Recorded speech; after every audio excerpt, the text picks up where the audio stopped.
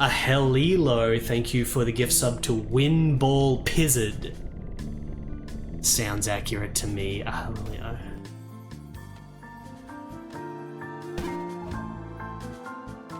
Oh, this is too far up. I don't want to go there yet. I want to try to do this crazy shit.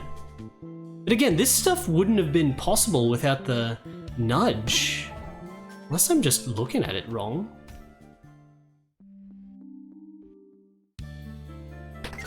Does Demon Till really support Tate mode? That's pretty crazy. Vertical screen. Oh yeah, save probably does refill magic. It's easy to get magic back though. Very easy.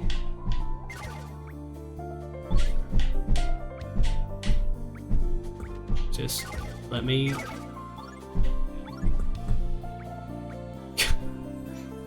I just want to go back down. I wasted too much magic there. But let me see if I can do it regardless.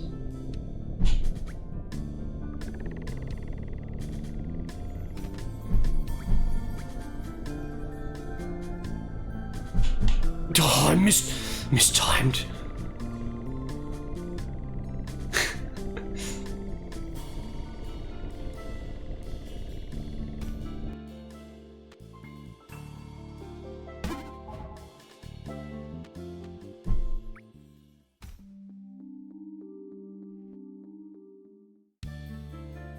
You probably get that on the way back from something else.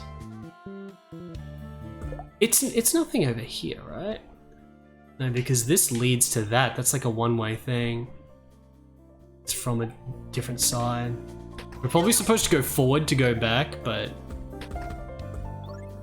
I'm gonna stubbornly try to do this one more time.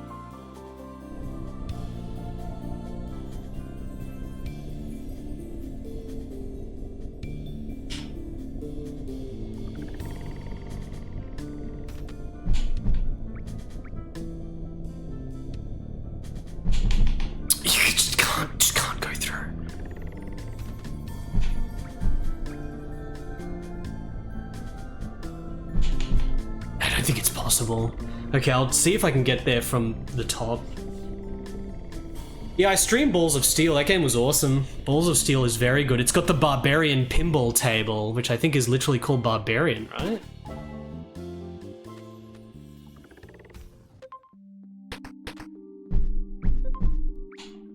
I really wanted to save.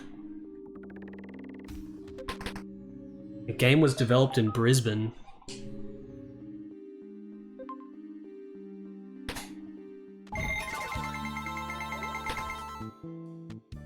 Whoa, holy crap, look at that.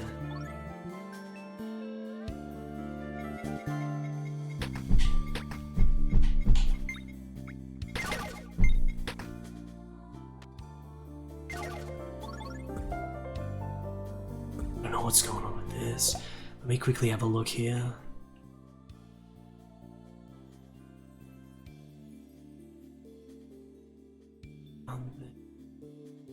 Oh, okay, I was supposed to have flame.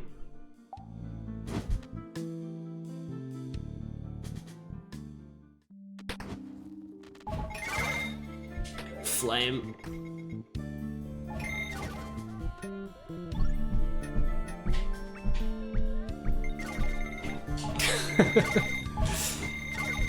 Here we go, all the flame.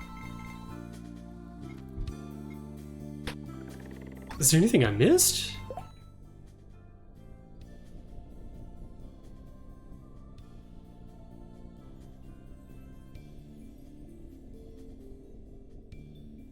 Go right there, but if I go down that, then I can go down to this bit where there's a whole bunch of torches, and then there's this that connects down here, and then goes down here, and then goes down here, that then goes over here, then goes over here, and then goes over... Holy crap, it's huge!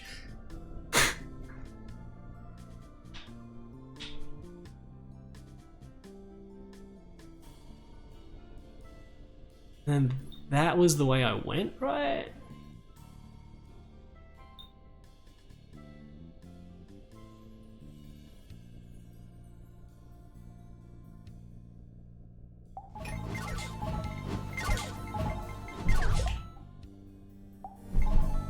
No, no, no, no, no, no. Oh, I was trying to break the...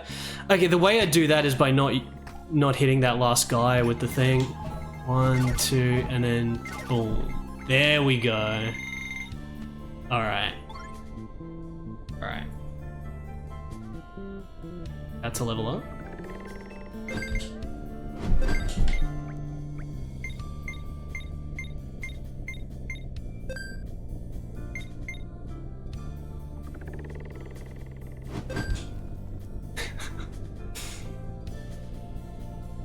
Very satisfying.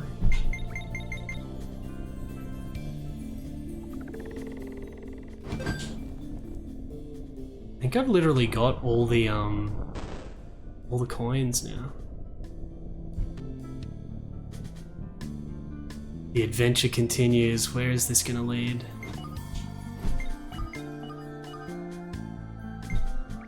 Oops.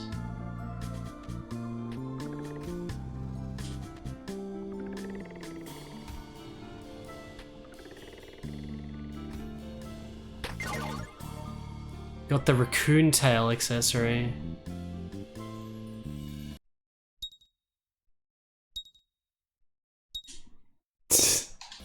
Got a raccoon tail now.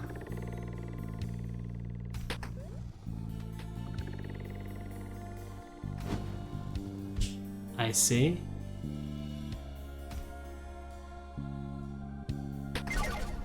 Level up.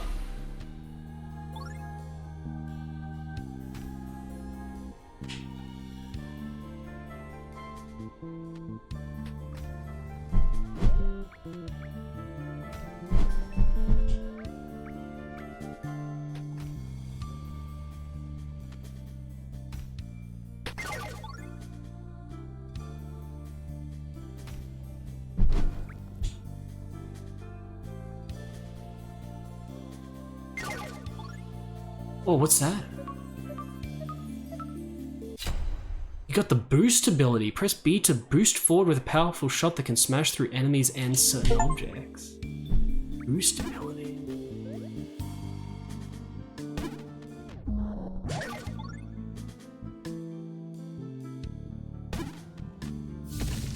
Oh.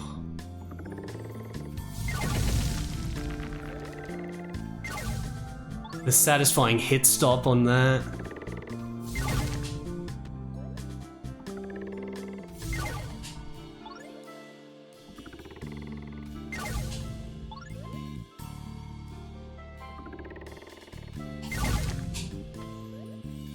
Is that breaking behind it?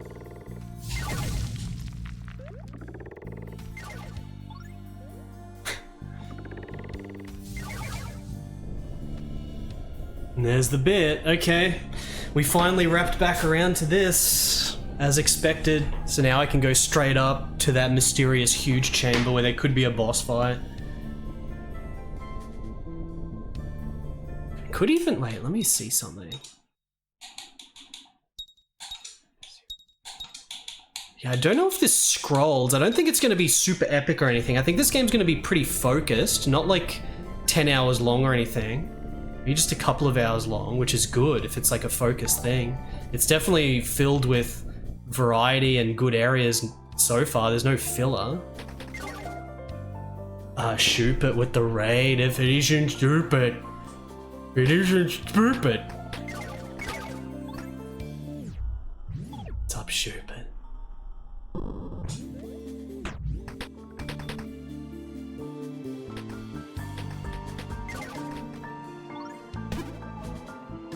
Schubit's fan club. Let's save. I'm losing blood in my arm because I was leaning in a weird spot. Alright. Now what the heck was going on here? Gotta use the charge.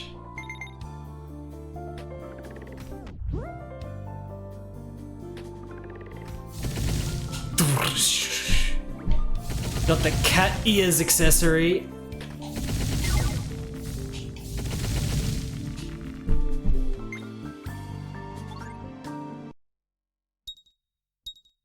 Cat ears.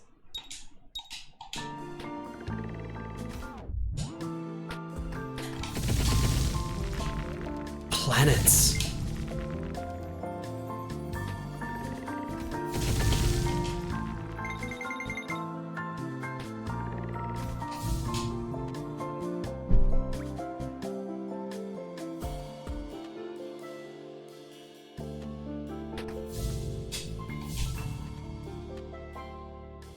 Give me the mana. Oh, that was a lot of digging there. High quality diggage.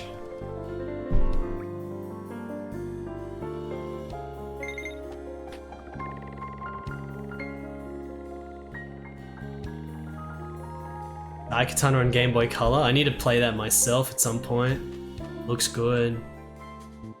John Romero's Daikatana on Game Boy, which was not made by John Romero.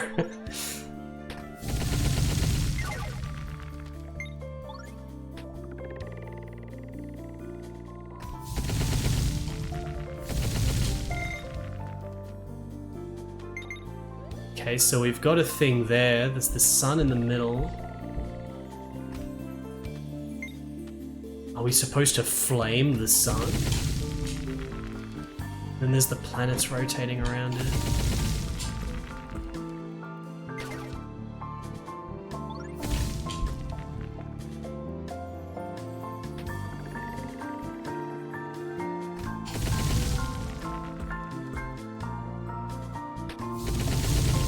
Maybe I'm literally supposed to destroy all the blue.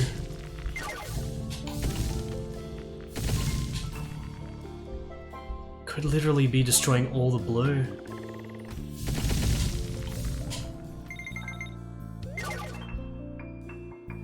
Would make sense with how it's respawning the enemies here.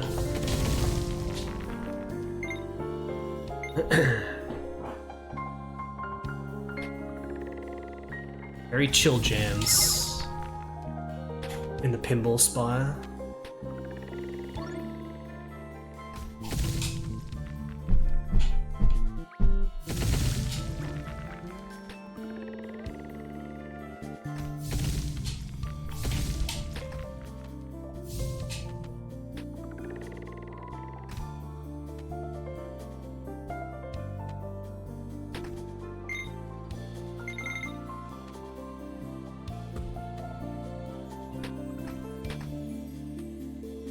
Only a couple pieces left. Whoops.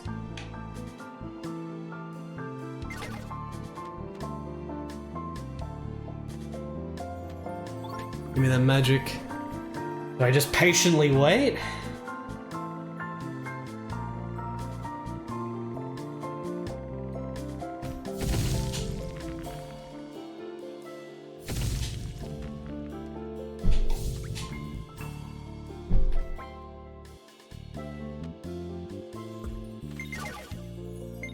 Nice.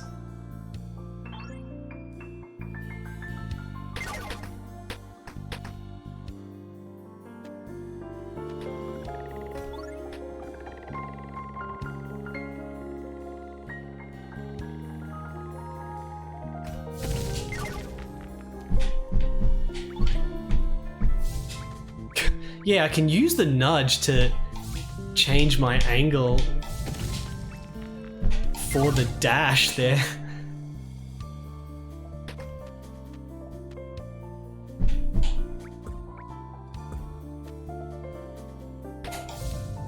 Missed.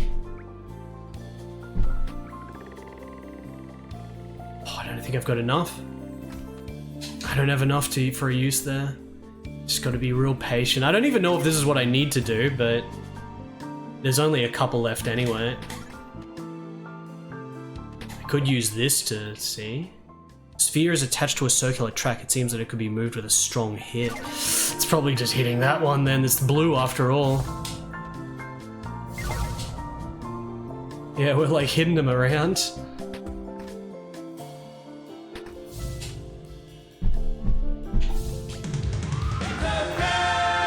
A to B, thank you for the 100 bits. Where's my outro from? The outro, funnily enough, you should mention it because it is another Canadian game, just like the game I'm playing right now, developed in Canada.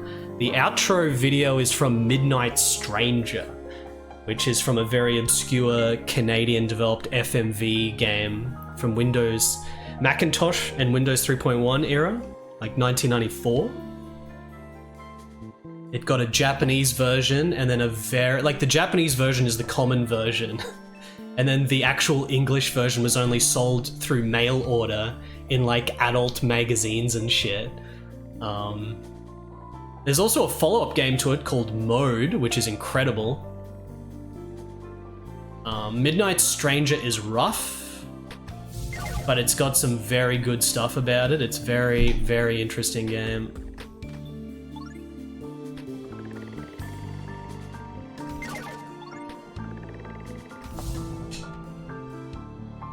I'm gonna have to align the planets.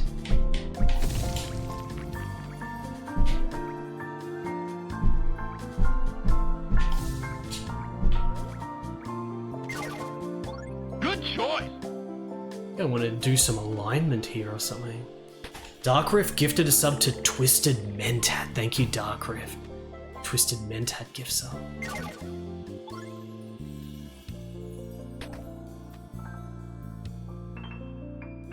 Okay, let's actually do some research here then. Central sphere is on fire. Maybe something could get through it if it was also on fire. Maybe. So all we have to do is hit that then. We just have to knock these out of the way and then use fire to go through there. I've just been focused on trying to kill all the blue stuff.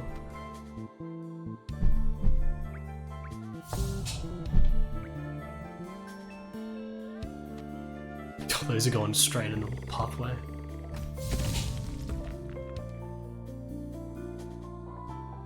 It might actually be okay. Yep. Level up. I gotta kill the last blue spot though. Like, what if there's an achievement for it or something? Oh, there's another wall. There we go. Asteroids do concern me. I did get an achievement for it.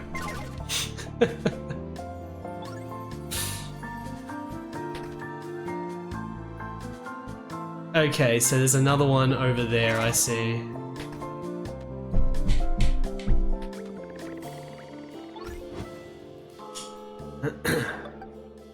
Chivos.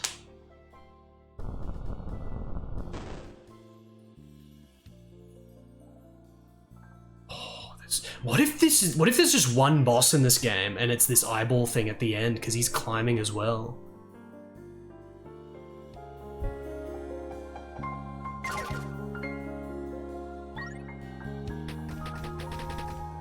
Alright, it's gonna be tricky to get back to the top. Like right from the center.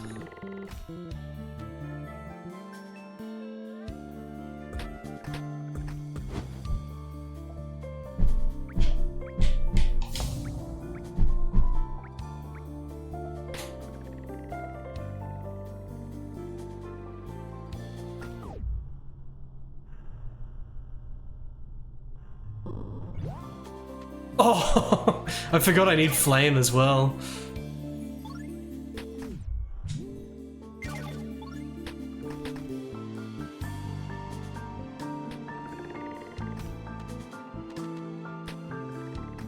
And I go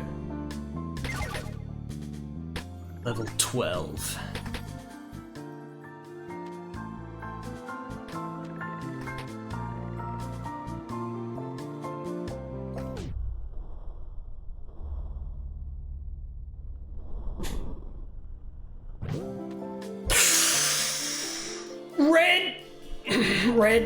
The red planet.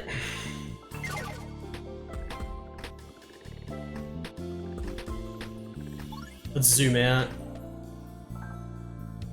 We gotta do some zooming.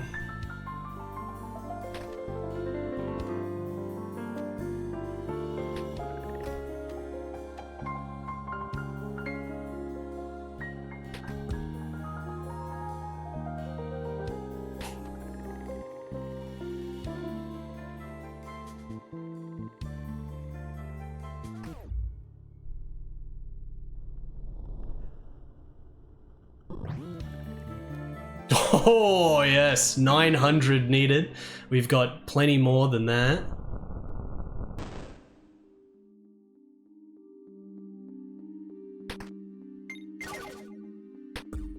Now let me not fall back down.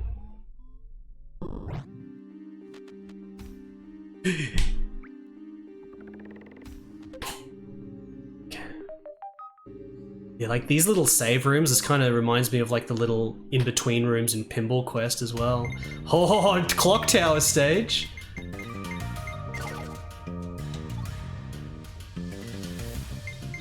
Bloody clock tower.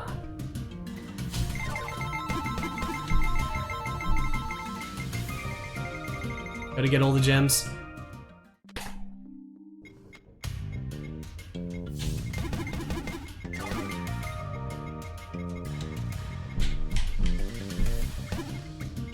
Dude. Stop pushing it out.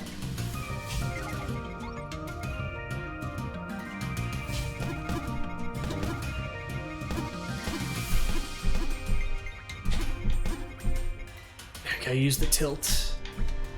Not enough tilt.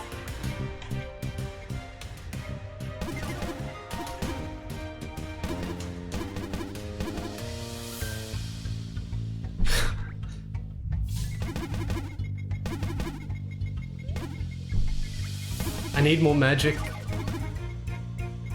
50 MP, I need more than that. 25? I guess that's the experience, not the MP.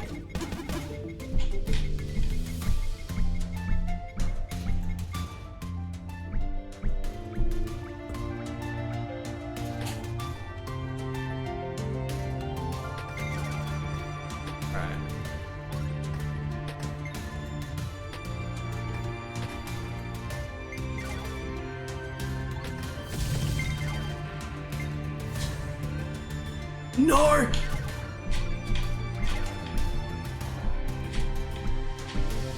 Just nudge. There you go.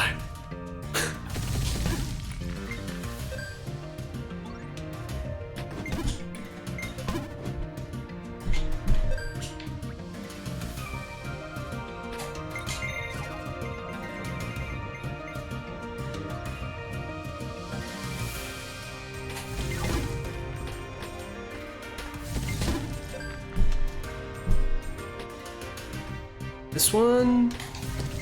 Got it? Okay.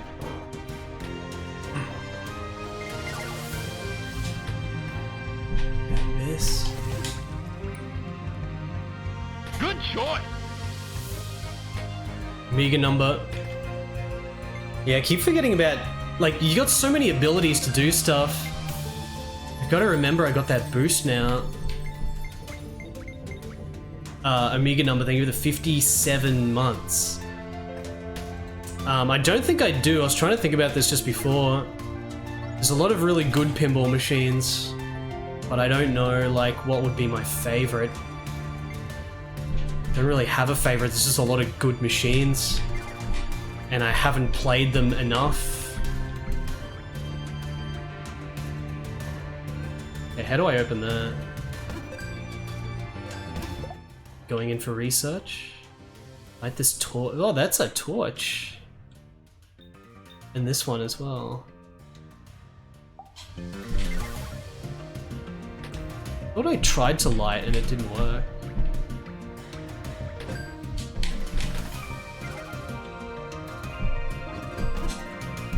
They have to be in order.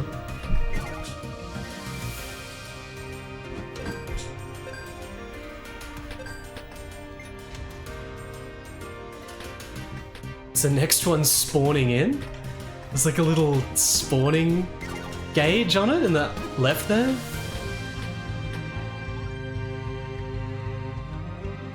No, that's just an enemy spawning in.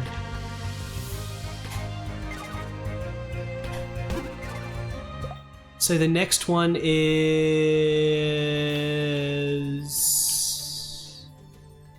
where? Like the letters in this word to complete the objective. One hidden there, there's one there. That's already lit.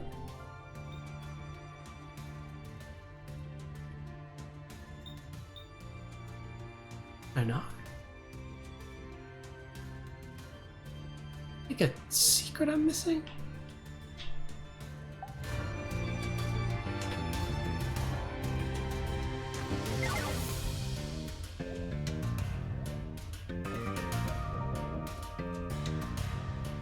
Oh, these things. Oh, okay, okay. It's being moved. We gotta scroll it. We gotta scroll more on screen.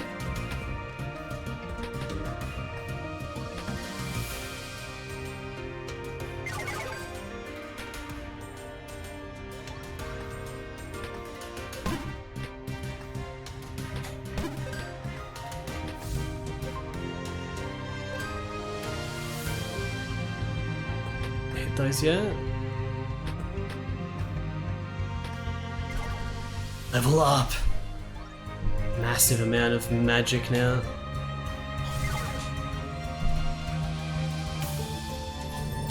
Just do it fast. There we go. To get like a proper amount zoomed on. That's it.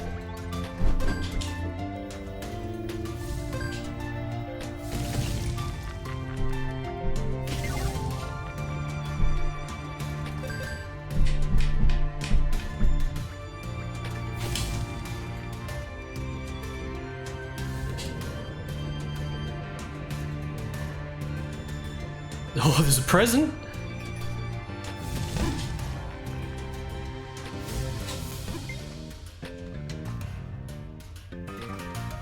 Get that present.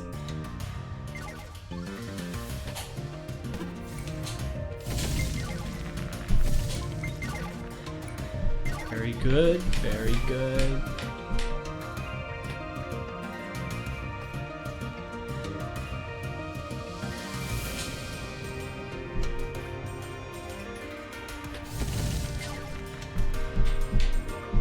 Got the moustache!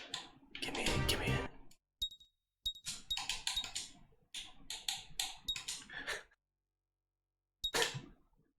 Wait, what do I want here? Coon tail. Headband. Maybe we'll go back to normal. Moustache Rambo. Yes, the Space Invaders pinball machine is full giga, yeah. That shit's pretty funny.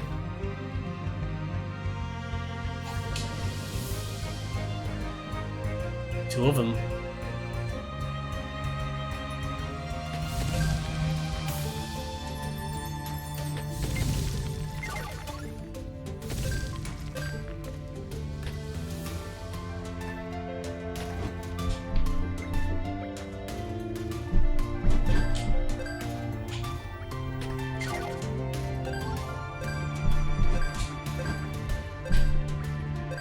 What? That did not light?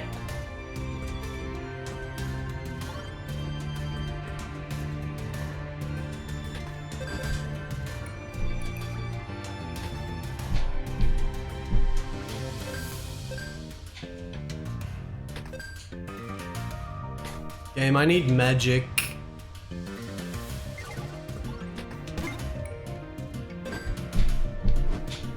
Missed.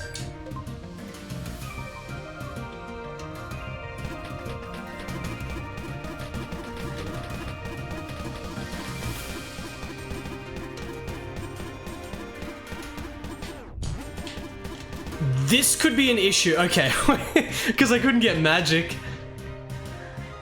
Thankfully, it did not get me stuck.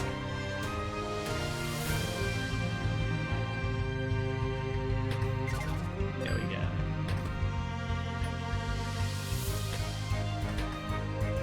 You can do it, little magic point. There you go. All right. That was a cool scene. Going further into the cyber factory.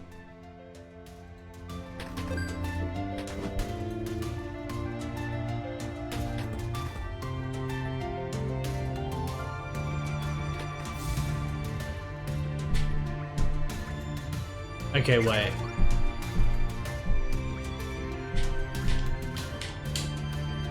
I kind of need a boost there, but in order to do the boost off a nudge, I need magic.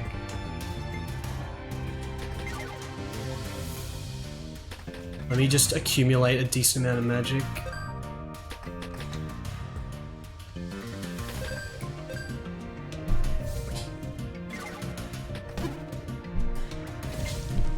Get that damn thing out of the way.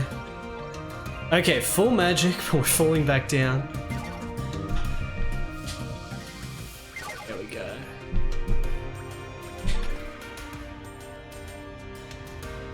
Okay, now from here we do that.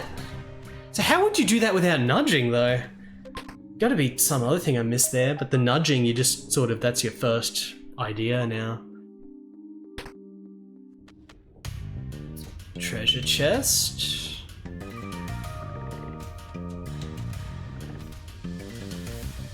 Interesting.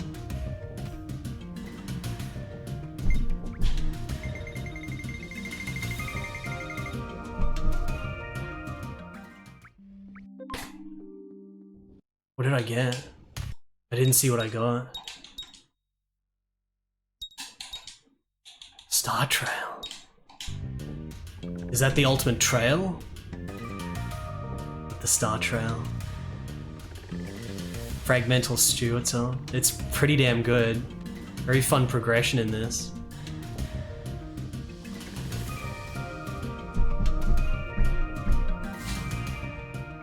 Worry about those coins. We continue to climb the Pinball Spire. Dun, dun, dun, dun, dun, dun, dun, dun, dun, dun, dun, dun, dun, dun, dun.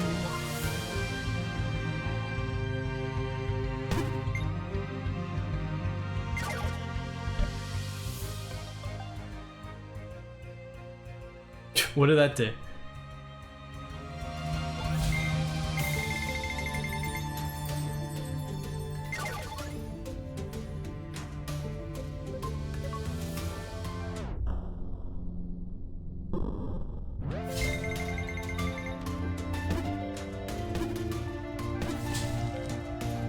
How the heck am I going over here? Look at all these pathways. This is turning into that factory stage from Sonic Spinball, like stage 3 or whatever.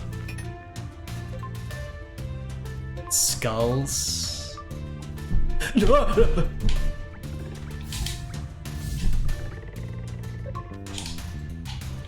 I don't have the magic now. I don't have the magic now, I wasn't ready. I need more magic to do this.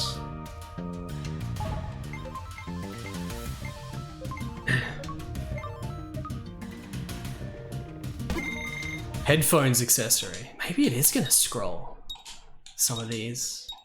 Unless we might be right at the end, because like, I don't know if this scrolls. It looks like it's all the equipment. Headphones.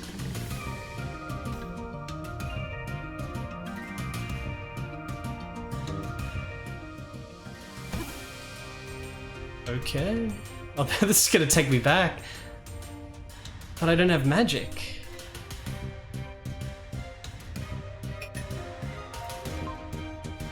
This is a experience farm again. I missed a present earlier, did I? Is there actually a...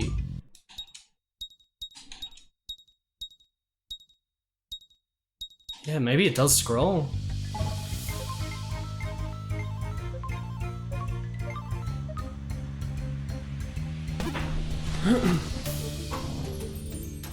By earlier, do you mean just like the previous scene before I got to this? Because there was a lot of scenes we didn't fully explore just yet. Right here.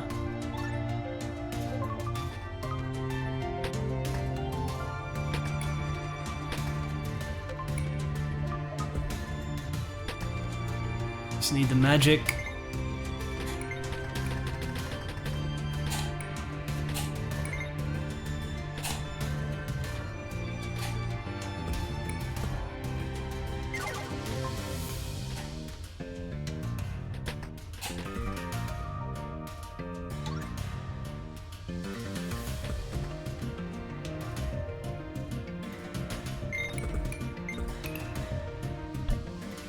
Oh. Doing something with that. Are we like making it faster?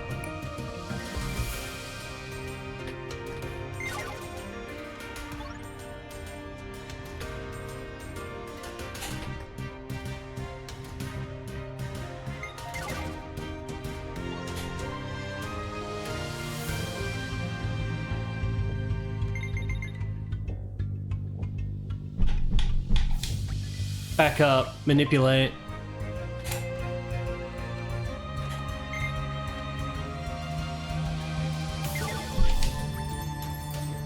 Okay, so I probably just want to go back through here in order to— whoa, it's wrong. Want to go back through here.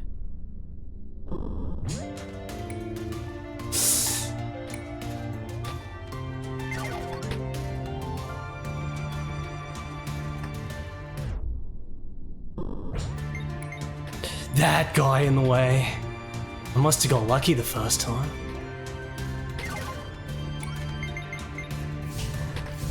I didn't want that way.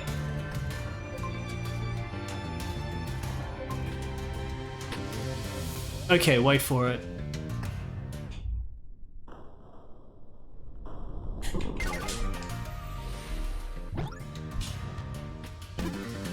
Alright, I got it.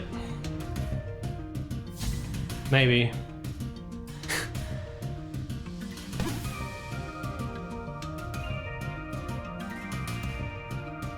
All the skulls.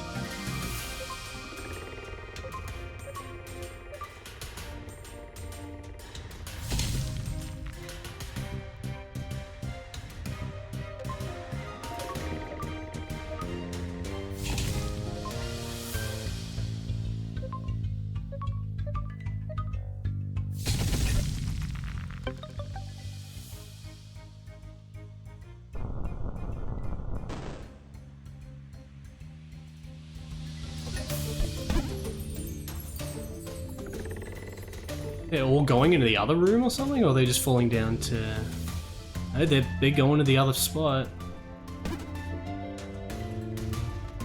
No, no, no.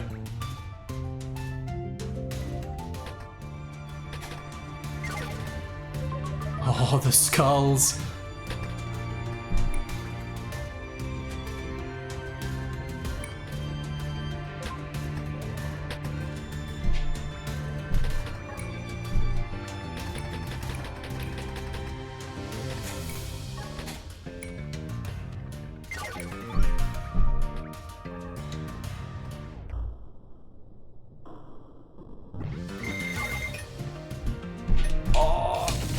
Yep. Oh, it's gonna finally power it up enough to push them into the diamond.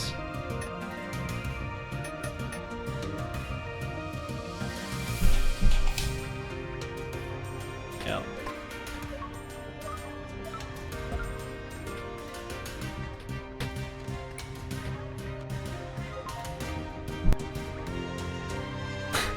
I guess I just wait for it.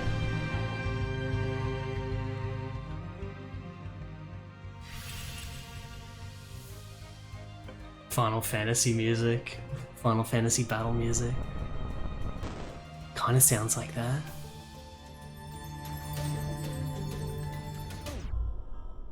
Should zoom out.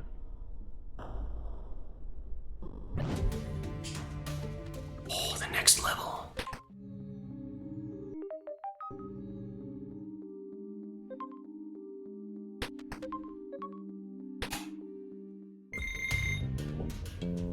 More gears. Present. Gotta get it. Oh, I messed that up. And boom. Cyber eyepiece. The cyber eyepiece. I got the cyber eyepiece. Should I actually go back down and try to get whatever this thing was that I supposedly missed? I thought I 100%ed it so far. Maybe we'll just keep going forward. The cyber eyepiece.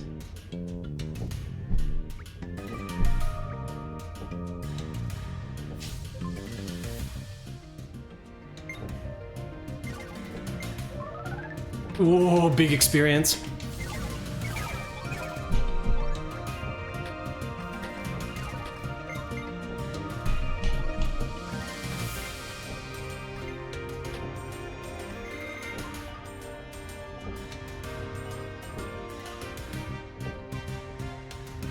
That was breakable.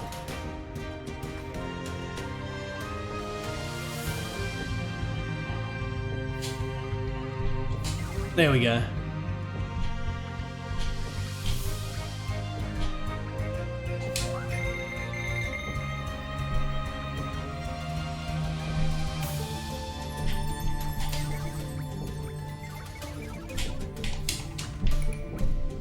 Did I get the coin?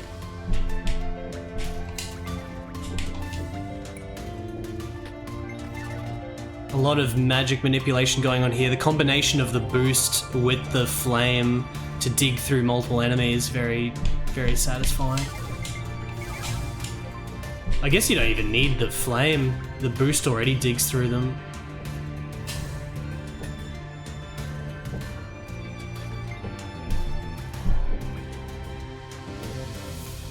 Okay, let's use this.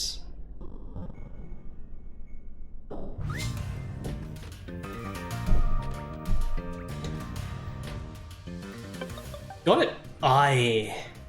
Is this the boss up here?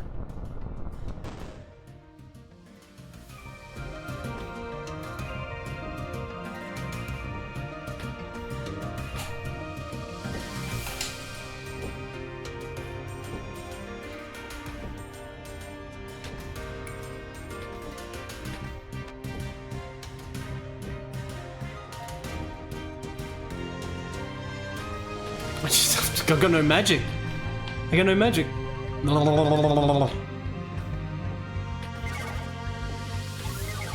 There we go, full magic.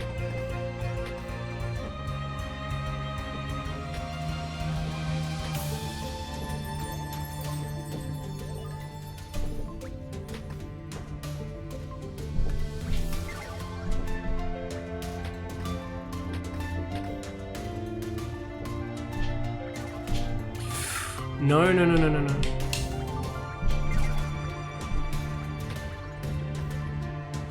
Okay, just nudge it in slowly. Ah, I messed up again. And no, freaking missed it.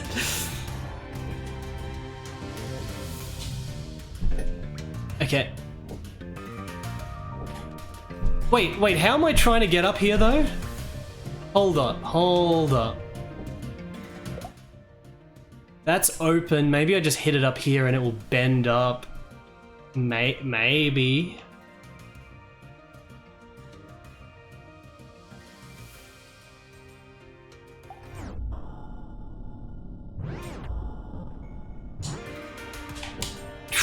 I think I need some magic and we can just manipulate up there with the boost and everything.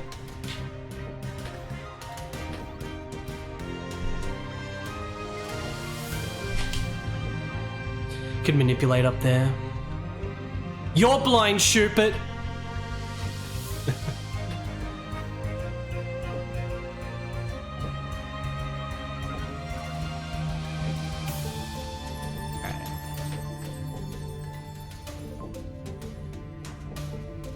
You can't, those boosts you can't get on normally. I'm still gonna have to manipulate to get to them. You can't just hit into them.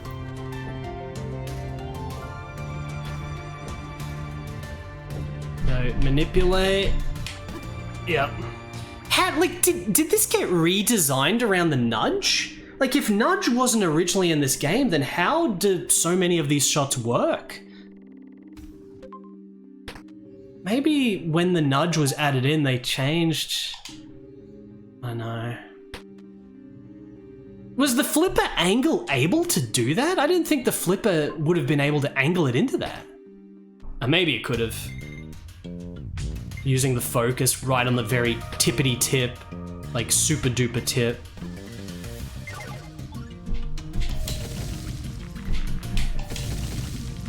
Doesn't matter though, because we got nudge. Got the confetti accessory.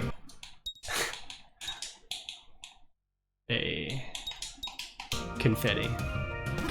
These accessories. Pretty good. Okay, that is a galaxy door up there. That's gotta be iBoss, right? Which could be the end of the game, but I don't know. Maybe it's just the first of 3 worlds. Who knows?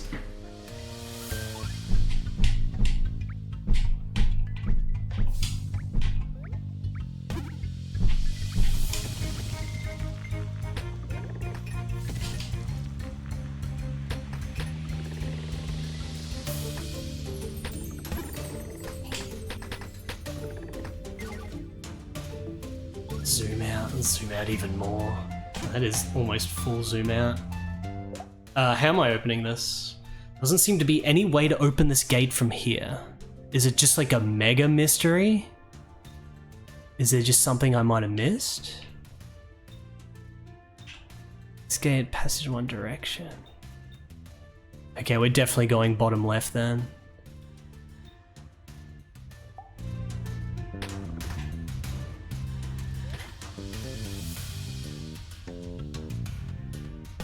The way it's sort of been built up and structured, I would say that the eyeball is the only boss and is the final boss. Unless there really is like 3 big zones all based around a big boss or something. Maybe that's for the expansion packs, who knows? I'm gonna stick with maybe just being the one eyeball though.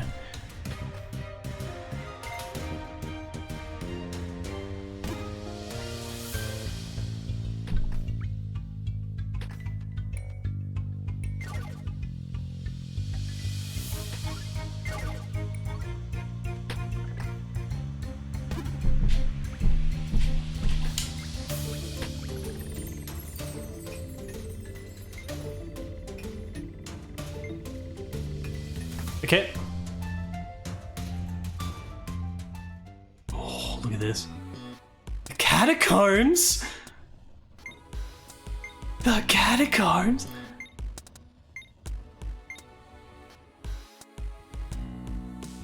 Oh. Okay, these can be moved.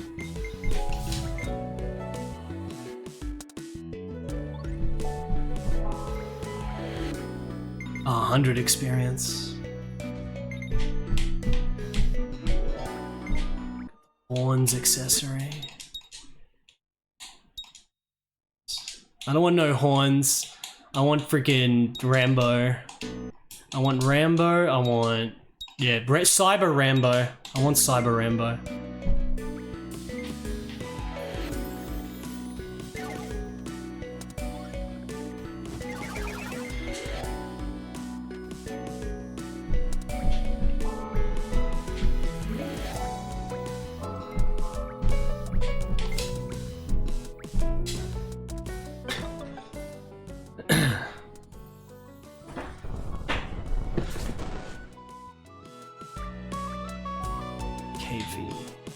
Did I want those gems?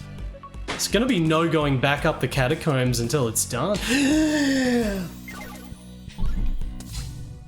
Okay. I was gonna say I didn't have the magic to do this, but now I do, so... there we go. I thought maybe we're gonna have to re-go into the catacombs in order...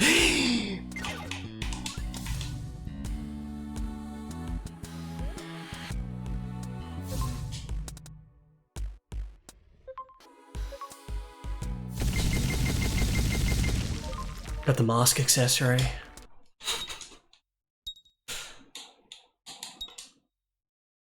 That's pretty good. Mask with horns? Mask with bunny ears?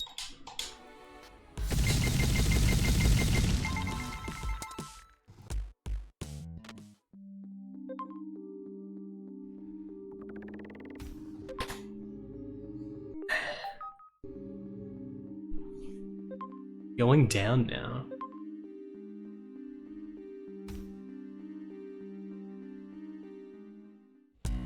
The chain. This adventure. This adventure, look at the darkness. tried to get the coins there.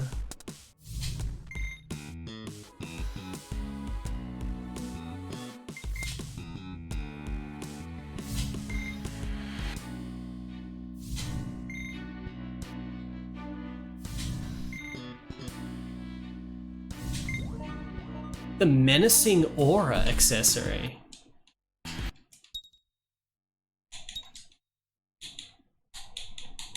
Go, go, go, go, go. With the bunny ears and the mask. Menacing aura.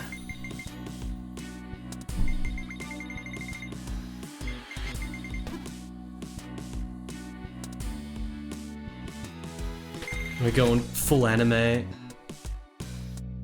It's not even anime, that's just full manga, I guess.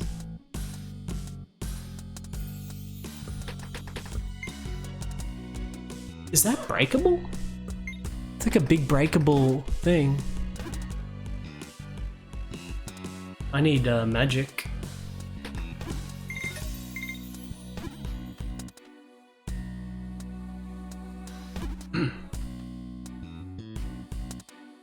Did Jojo invent the go go go go go?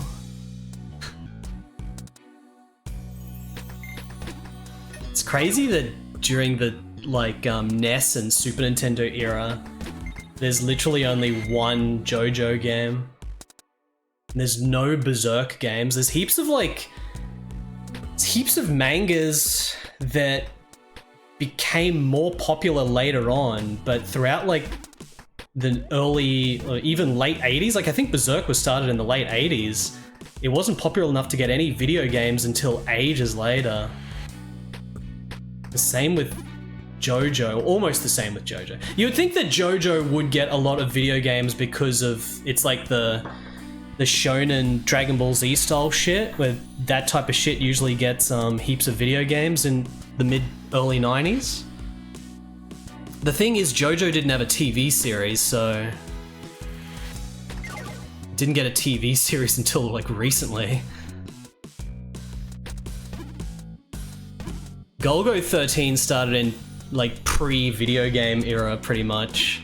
But Golgo 13 got a lot of games, and a lot of the Golgo 13 games are not dumped. There's literally about 10 PC-88 or FM7 or X1 Golgo games, and they're not dumped. You can't play them. They're all super obscure.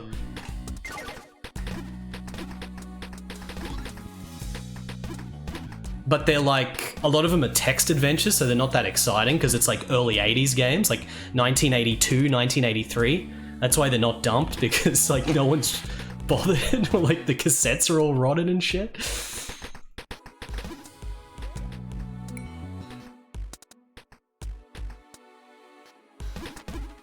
I just want to get to the top.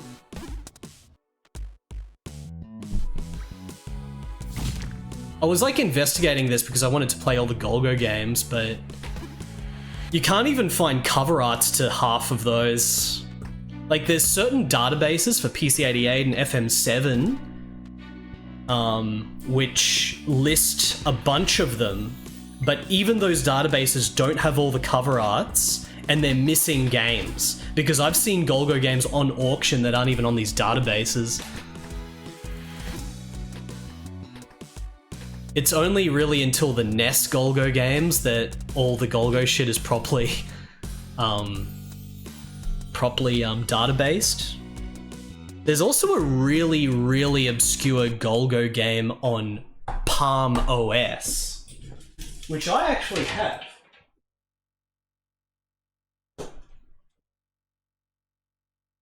This Graffiti Sniper Palm OS Golgo. Is it called Palm OS? What's the system called again? Does anyone know what the system is called? Palmware. Well, Palmware for Palm OS. It's is that a handheld computer thing from late 90s or some shit? This actually looks pretty sick, by the way. It's a first-person dungeon crawler where you're shooting dudes and shit.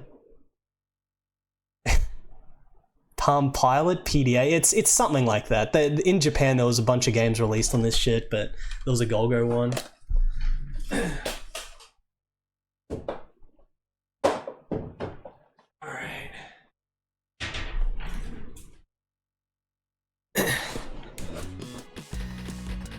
I haven't played it yet. I don't know if there's an emulator for that. I wonder if there's a Palm OS emulator so I could just play that without having to buy a bloody Palmware thing. Because it just comes on a floppy disk. It's literally just data on a floppy. You could just rip that easily. Okay, we might need multiple hits to break this middle thing. Is it breaking?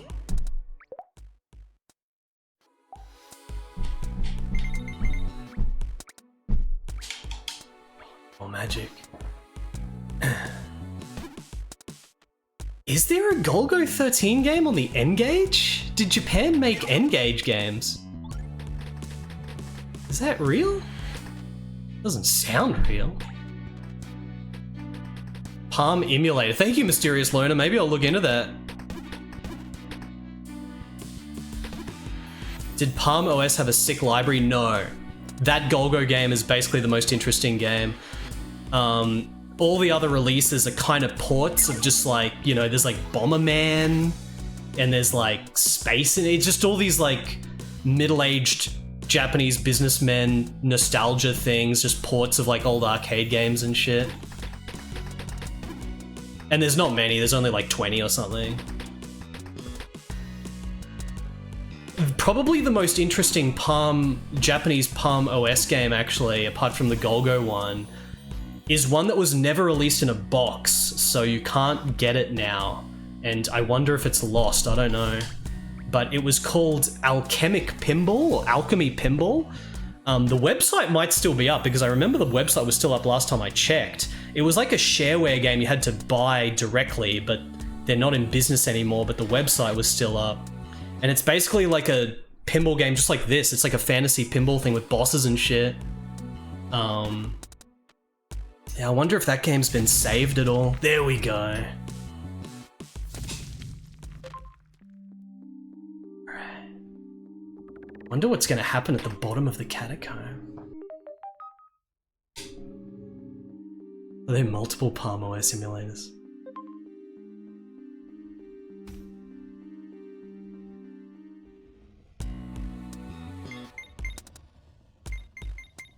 Down the catacomb. Is this gonna put me right at the start? Oh yeah, here we go, the entrance. The entrance, the developer wanted to show you the progression consistently. Guess we're breaking the Mega Core now. But the Mega Core can only be broken with skulls. We have to break the things on the side for skulls.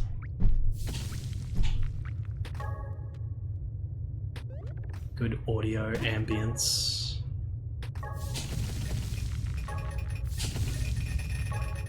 Oh, they're flowing in. Am I supposed to... They're freaking falling in the lava. Can you actually die in this lava if I fall in that? I guess it's not possible for me to fall in that. I don't think you can actually die in this game. You can just sort of like fall backwards.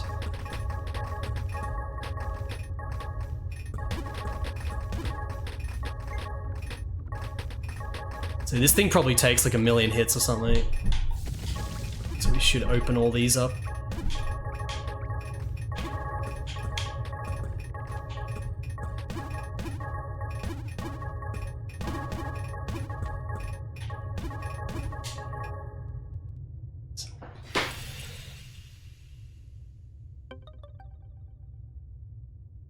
Oh really, Cybertrucker?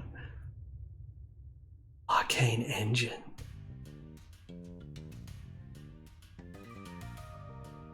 Sony Klee. The one that I was most familiar with in terms of the handheld PDA things was the Scion, which I think was a British thing. I forget. The Scion was awesome. There was like lots of really cool games on it that people made, like indie games. There used to be a website called Scion Gamer that had like all the games. I hope those have been saved because the website's not up anymore, but...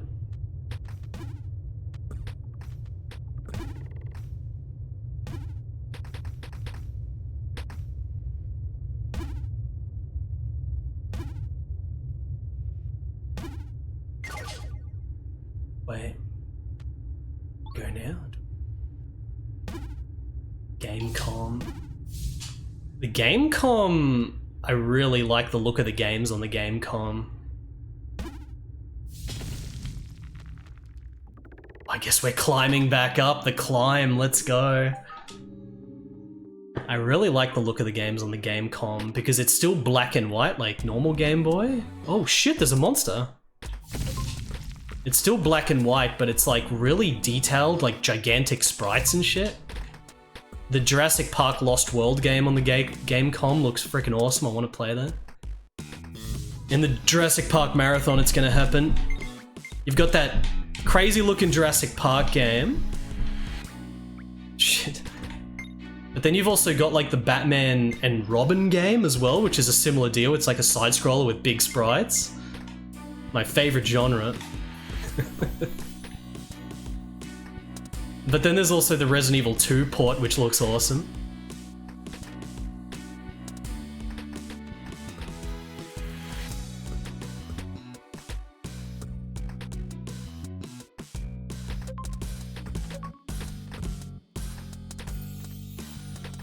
Can I please go in the mount?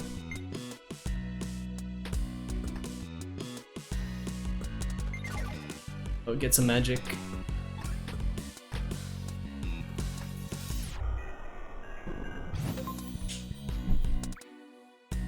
So this is probably going to take me to the top. Almost.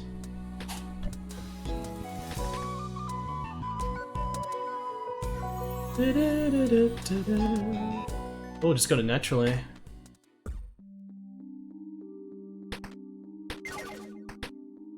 I reckon that's the thing before the final boss now.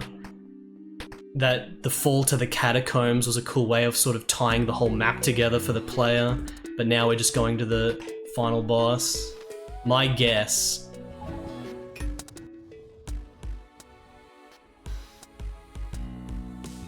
I sure would, Void Cheesy. Of course I would play a game like that. Sounds amazing. Have I played Rapid Angel on the PS1? I have. That was Techno Grand, whatever the heck the name of the company was. They also made that shmup, Gaia Seed, which is a really... It's like a shmup that's focused on atmosphere and narrative and stuff. Rapid Angel is really satisfying. I should stream it again soon. I totally forgot about it. I have streamed it a few times, but it's like a really long, satisfying side scroller. It's really fun to try to finish it without using a credit and just get big score. Techno Soleil, yeah, or Soleil. Civico? What the heck is that?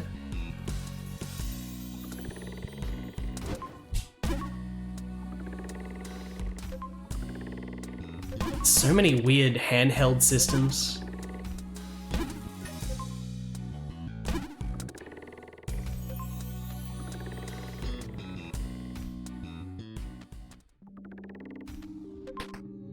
I've still got that. I mean, I haven't bought any of the games in friggin' ages, but I've still got all the handheld, like, I got really heavy into the weird Japanese PDAs from the late 80s, early 90s, during, like, all the economic bubble PDA stuff.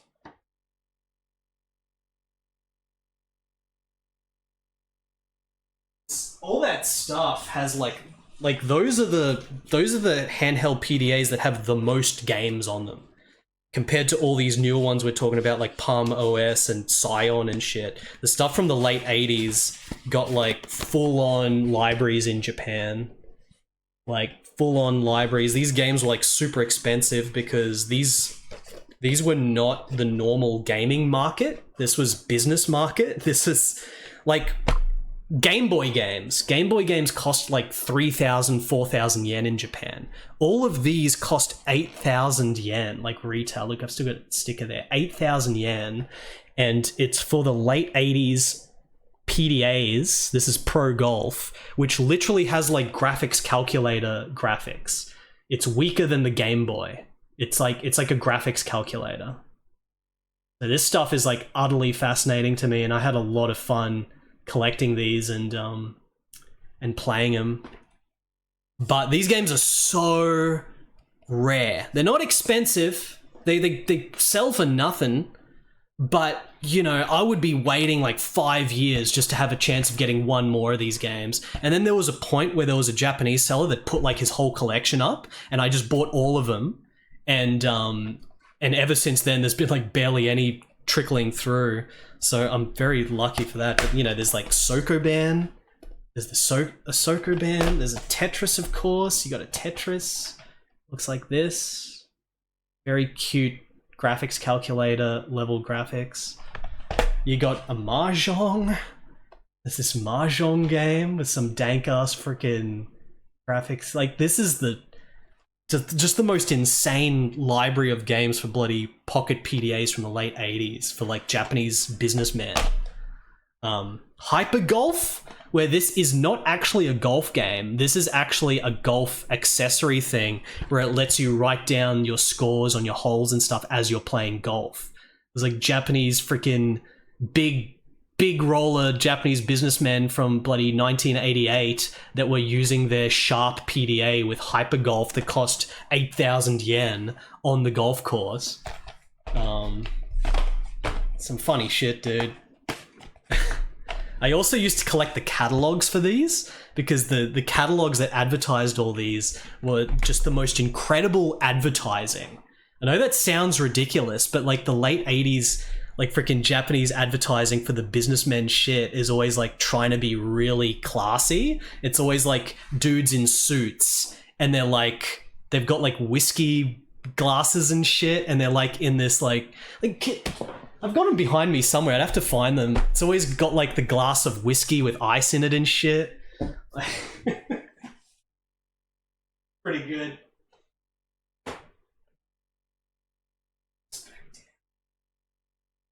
There's a lot of these. Like, I'm only showing a fraction here. There is a lot that I've got. Like, there's another Mahjong. Puzzle Boy by Atlas. Freaking Puzzle Boy. I think this was on Game Boy as well. Flappy. There's Flappy on this. There's another Sokoban. It's like multiple Sokobans. I think this is Sokoban 2. Yeah. Shanghai 2. Shanghai 2. Look at the freaking dank PDA Shanghai. 100%. Whose turn is it next? Who is just about to roll the dice? Answer me! That's my gatekeeper. A Helilo. Serious question. Are you on the board of the Video Game History Foundation? And why not? I'm not. All the stuff that's unearthed, like those like companies or those groups that exist, like Hidden Palace, those guys are really good because they get sent prototypes and shit that are found by people. And, you know, no single person, like me knowing about all this shit like this is nothing compared to just having a group that can be the source for people to send weird shit in that you don't know exists. Because that's the problem. You don't know what exists a lot of the time for prototype games that weren't released and stuff. It's only up to whoever has it, whether it's a dev or whoever, to be like, I should send this to that group so that they can preserve it. So, you know, that is infinitely more powerful than whatever knowledge I can muster, because it doesn't matter how much knowledge someone gets, you're still not going to know about some shit that some dev made that no one knows about. But in terms of weird shit like this, I guess this is sort of the final frontier of, like, you know, I doubt there's much or any database out there, or there's obviously no emulator. There's no emulator for this shit. And this is only Sharp. I've only been showing the stuff to the Sharp games. Like, freaking Sharp made a PDA. But Casio also made a PDA.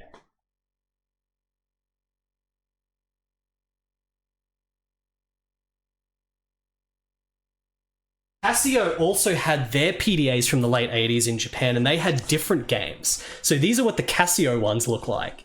It's like a different box, these like really thin little things. So this is pen printer card where you can use this software program with your PDA to print out characters.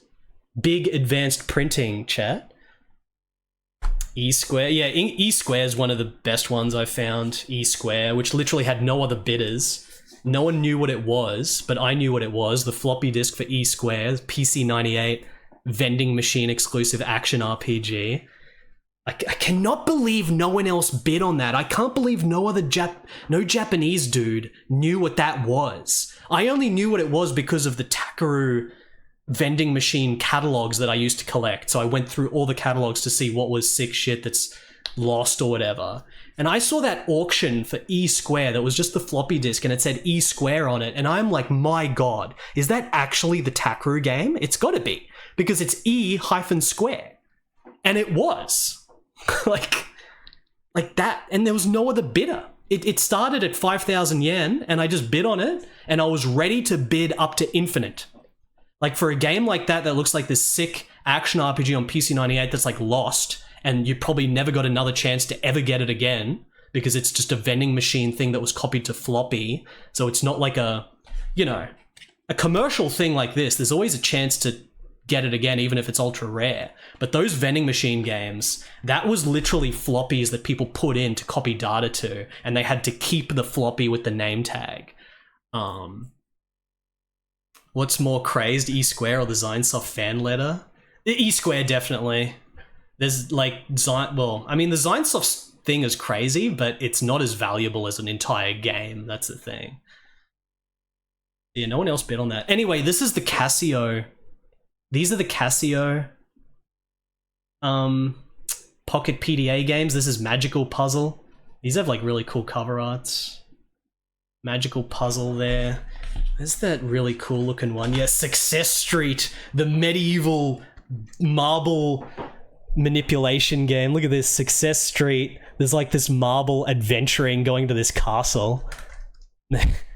This game is pretty cool. You got this little pathway. I should full screen for this. What the heck am I doing? There we go. It's not even focusing. Yeah. So these, it's like I said, it's like a graphics calculator. There's bloody business English learning card. See, most of the cards that were released for these PDAs is for like business or learning and shit, but the fact that they release some games like this is hilarious. So that is the Casio one.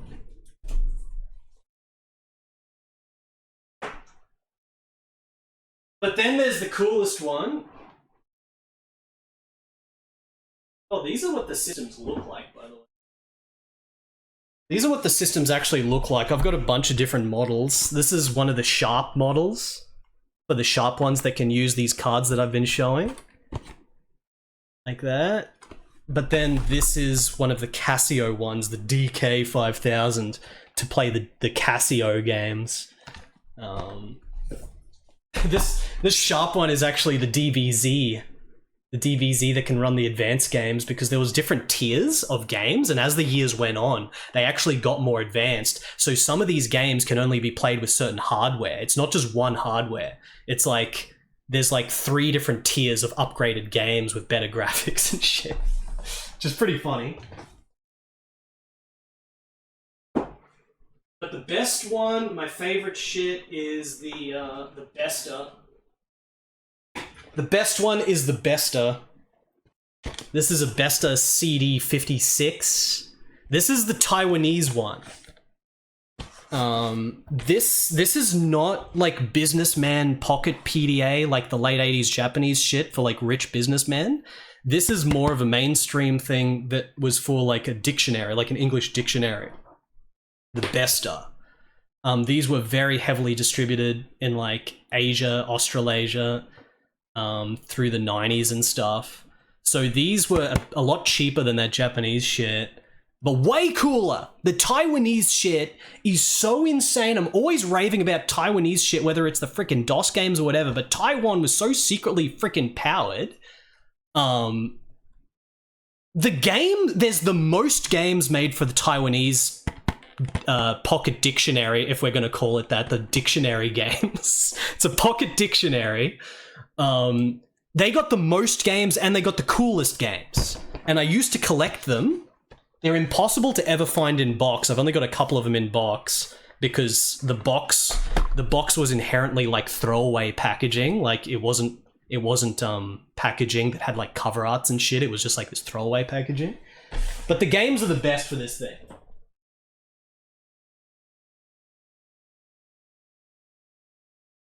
Like on the Casio stuff, you've got a couple of puzzle games, and you've got Sengoku Jinsei, which is probably the coolest game on it, which is like a life simulation in the Sengoku period. On the Sharp stuff, you've got a million puzzle games, you've got some adventure games, and you've got one RPG, which is Pocket Quest.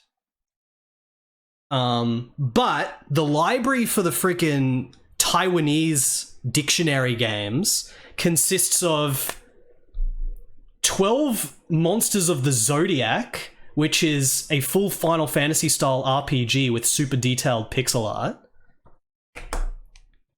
Romance of the Three Kingdoms 3, which is a strategy game. Good choice.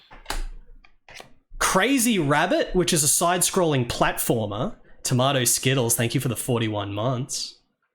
All this stuff was like super duper ultra mega zero information. I started collecting these like 15 years ago. I discovered them and I was collecting them. I was like the only one that was doing that. I would buy all of them from Taiwan. Thankfully, like a year ago or something, there was a Chinese video. I don't know if anyone can link it, but finally someone in China or Taiwan probably, they actually made a YouTube video that went over all these games, and it was finally a source for people to reference all this shit instead of just me showing it here. So there is a YouTube video that shows all these games now. Are they dumped? Probably not. There's no emulator or anything. Shaolin Legend. That's what this is called. Shaolin Legend. Shaolin Chuanquo. This is an RPG. Chinese Chess. This is a story-driven Chinese chess game with cutscenes and shit. Crazy War. This is a modern-themed war game with probably the best graphics on the system. This thing looks insane. This is a compilation of small, simple games. I think this was like a pack-in or something. This is like the star sign reading. This is the same deal. This is Tamagotchi game. You're raising a creature. This is a quiz RPG with like cutscenes and everything. It's like a quiz RPG. Invincible Little D, it's called, by the way. Invincible Little D. And then I've got these in the bloody special little case. This is Water Margin. This is an action RPG based on Water Margin, where you start off having to do fighting game battles, but then eventually once you get all the dudes together, it becomes a strategy war game, and it's like a war thing, like Three Kingdoms. So it's like a action RPG that turns into a strategy game. And then there's card games. There's just various card games with fancy like graphics and stuff. And I've got a couple of boxed ones. This is what the boxes look like. So I've got another copy of Three Kingdoms 3 in the box. All the boxes look the same. It was all just a generic box. This was Invincible Little D packaging. I should put my Invincible Little D cart in there, actually. And then here's a packaged version of the Tamagotchi game as well. I got a couple of doubles. These all cost nothing. These literally all cost like $1 each. It's just, they're impossible to find.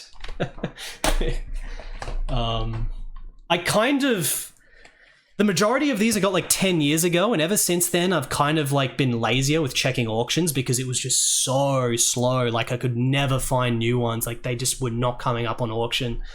But basically all of these, as far as Taiwanese auction sites go, I got everything. I was like the only person getting these on Taiwanese auction sites. Like, this is everything that appeared on Taiwanese auction site for these for like a huge period. I'm the only one. I got them.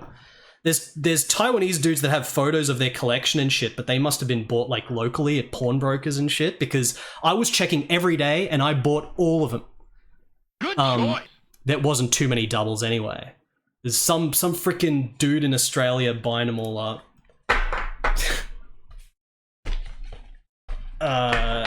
But yeah, there is that YouTube video so you can actually see what they look like. I don't know if any of the Taiwanese dudes with their collections ever found a way to dump them or are doing that, but you know, if I eventually have to be used as a source to get some of these games for someone that's legitimately dumping them or whatever, I guess I would have to help out, because these are bloody impossible to find. And I didn't find all the games yet. There's still like 3 missing games. Like, one of them is like a Journey to the West game. One of them is like Three Kingdoms 1 and 2 I don't have. Like, there's still missing games, but this is the majority of them. What's up, Skype Steel?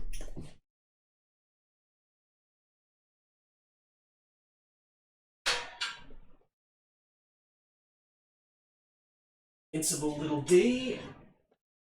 Yeah, we've also got the Japanese Sengoku pedometer. This is so powered, the bloody Sengoku pedometer, dude. Freaking, I was using this when I first had to lose heaps of weight, when I was like super fat. I'm like, that's it. I'm gonna do like 4 hours of walking a day. I'm gonna lose like 20 kilos because I'm way too fat. And I did that while raising an army in Sengoku pedometer, where like you have to take over. I think I was playing as Takeda Shingen. You can play as like Shingen or like freaking Nobunaga or whatever. I think I was playing as Shingen, and like how much you walk in a day funnels into how many troops you raise, and you randomly get attacked. So at the beginning, you set like a quota, like what your goal is, like how much hours of walking, how many steps a day, and you need to fill that, otherwise you get attacked by armies and your army gets whittled down. And there's actually like battle animations, and there's different units. There's like cannon dudes and archers and swordsmen. And I was always walking way more than required because I wanted to beat the game. And eventually, after I think it was like a 90-day period it was set at, like I finished the game. My mega army destroyed everything. It was so satisfying. And then I never played it again. But there's actually there's a lot of Japanese gamified pedometers. This was the coolest one to me because it's Sengoku themed, but there's tons of them. There's like tons based on animes and shit. Like game pedometers are shit that you want. If this interests you, just like try to find them and buy them, because this is stuff you can't emulate. Like, even if you had an emulation of these, it would be shit because the gameplay is in you exercising, is in you walking. So yeah, this is awesome. This is awesome. Who was that? Someone like raided Terravan. Thank you for the raid. I'm completely sidetracked at the moment, just ranting about shit. But we are we're almost about to finish, maybe, Pinball Quest.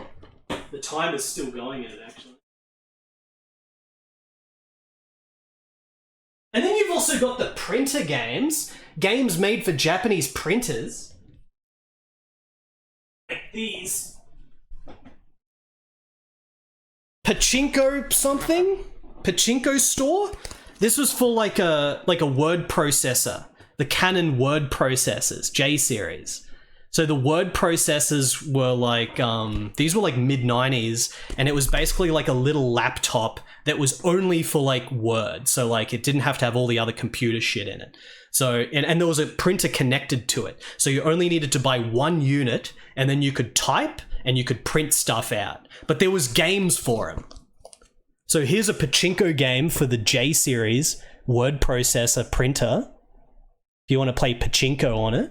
What did this retail for? 8,000 yen. The packaging is like really fancy on them as well. There's a version of Arabian Kid on the printer.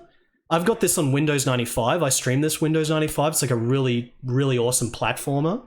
But there's a printer version as well. Arabian Kid. Kiss of Murder? This is JB Harold 3 or something? It's like the third JB Harold game. You can play Kiss of Murder, the hard-boiled JB Harold detective game, on your Panasonic U1 printer with graphics that look like that.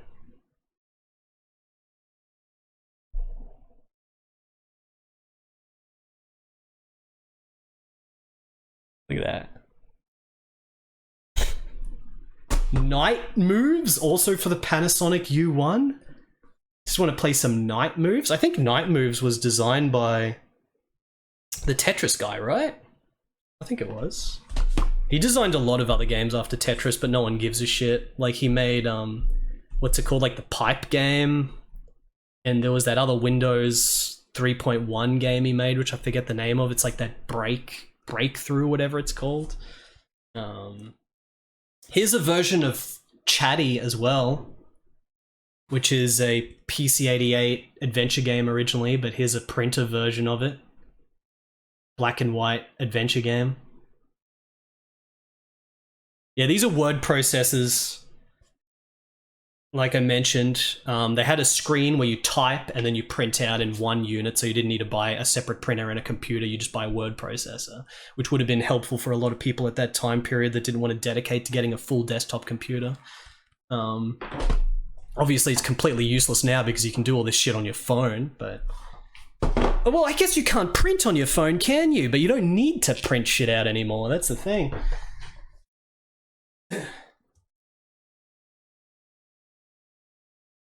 Put these back.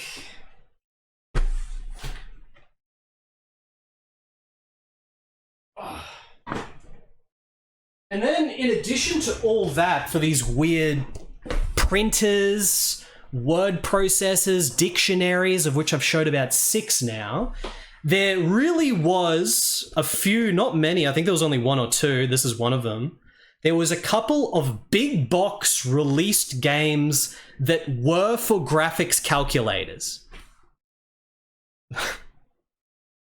This is one of them. It's a collection of 2 games, Heavy Metal and Sepia.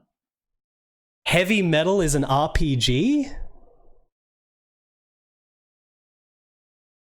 If I can focus? No, Heavy Metal is a shmup. This is the shmup. That's a shmup. And then this is the RPG. I don't know if there's an emulator for the PCE 500, I guess this is for. But it shows you here how you connect it. So this is your graphics calculator, or the PCE 500 specifically. Here's your cord that you connect, and then you connect it to your PC98 and get the data from it. That's pretty cool.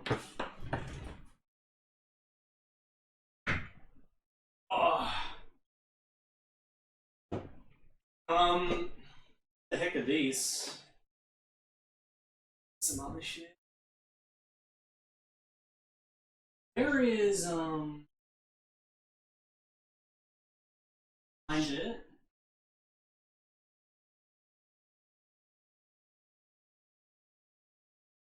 Telling.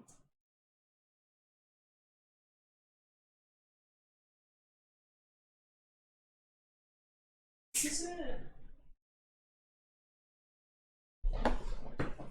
Oh, this is like the quiz puzzle game. Look at this. This is for the sharp shit. Look at this cover art. I remember this one was like a really freaking rare one, but it's not necessarily a game you actually want to play. Look at this. This is like a collection of puzzles and quizzes and shit. There's like a racehorse thing for like middle-aged Japanese businessman. Got the full middle-aged Japanese businessman cover art.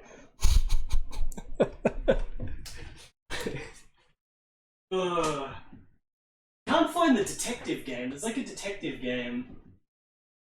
Oh yeah, this is sick. Coconuts Japan. The baseball. Look at this. The freaking baseball. Look how sick this is with the bloody retro Americana freaking cover art. This is like a baseball adventure game. Look at that.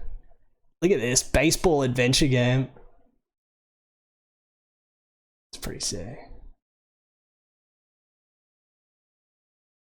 Not really good Stomp. I don't think so.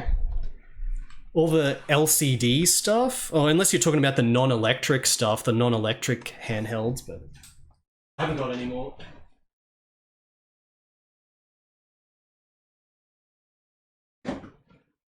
Alright. That's all fine and dandy for a 40-minute detour, but let's get back to the task at hand here. Let's get back to Pinball Quest.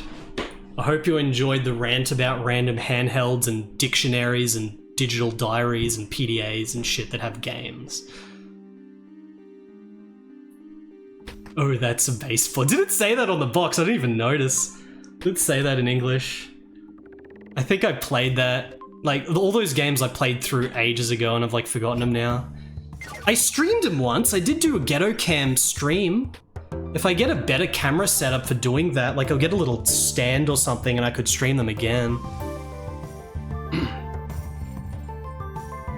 Except the only problem is that the systems are actually dying. I think I've lost a lot of screens. You know how the screens on handhelds, you know how some of them eventually get that black, like the screen just goes all black around like the whole middle? It gets this big splodge of black. And, you know, that's a common thing to happen to LCD screens or whatever. And I think that's literally happened to almost all these handhelds over time. That's why I haven't really played them recently. But I think you can repair that. There's like a way, there's like a relatively easy way to fix screens for that. But that's something I haven't looked into, so I'm gonna have to eventually do that. You could also just buy working ones again, but they're eventually gonna break anyway. OmniGamer. Good choice. OmniGamer, thank you. Thank you for the 74 months, Omni. How's it going? Omni getting excited for the PDA games. Degraded polarizer, yeah. I mean, I'm not knowledgeable on all that hardware shit. I only know about games and stuff, but I'm sure it's fixable. Let me change my trail back to stars. It's very readable. Maybe the confetti, because this is blending with the yellow a bit.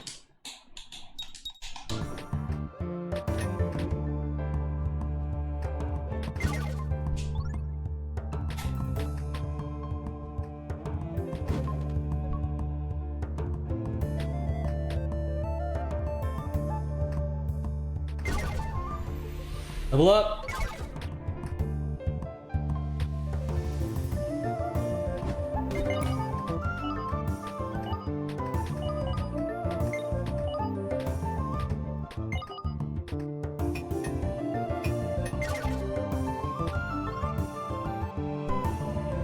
I'll try to go on the side.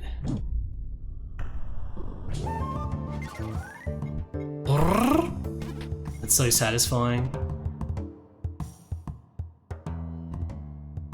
Little side bit, did we ever do that?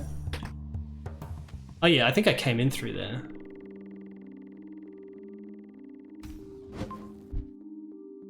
Oh, that's a baseball. Baseball game is awesome.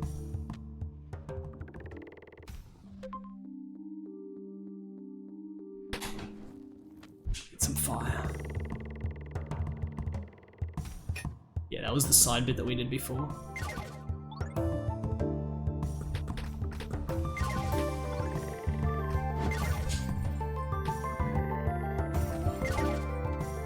Oh, I've linked up to the normal shit. This is like the normal map. This is back at like the secondary or whatever. I thought it was climbing up the catacomb. You can't climb the catacomb, can you? Because the catacomb had that really long fall. So we actually have to climb normally from here.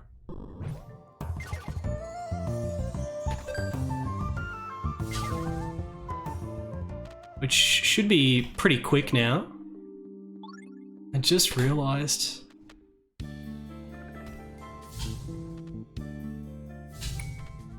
Just use our magic to keep boosting up.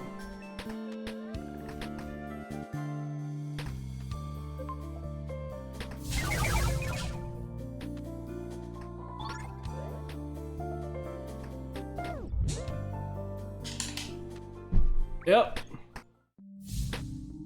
Whoops. Right. Okay. Where was the thing I missed? Is it after this? Because I remember trying really hard to get all this. I don't even know what this thing was I missed. Does anyone remember? I did miss something.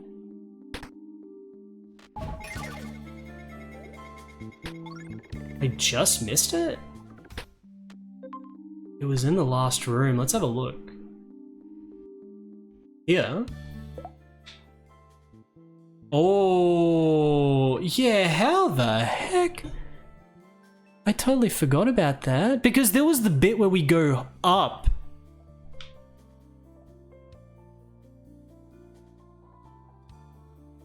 And then you go to the right, and I thought I like wrapped around, but I guess it wasn't. I didn't actually get this. How do I get that?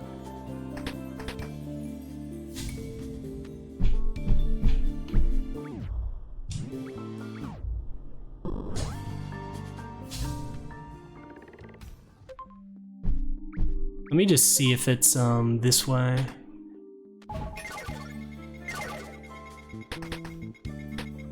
Is it to the side here?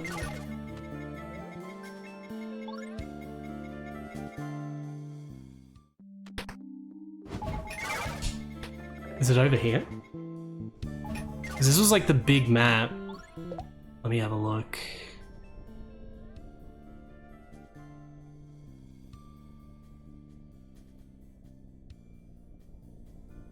Because didn't I go down here? I already went down here, didn't I? That's like the normal way here.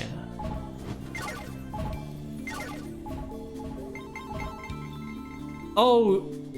Oh no, it does that. That must have been what happened last time. That's what happened last time, so wait. Yep. That's all I have to do. That's it. No. Bowler hat. I got the bowler hat.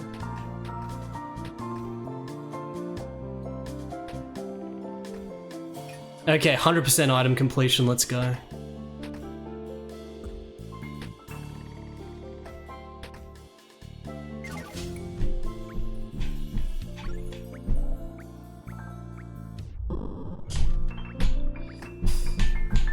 Snudge.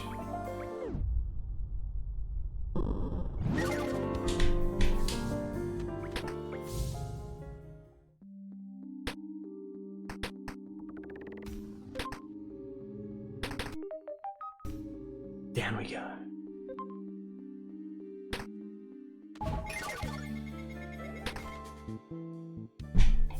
And then this was up here. Use manipulation.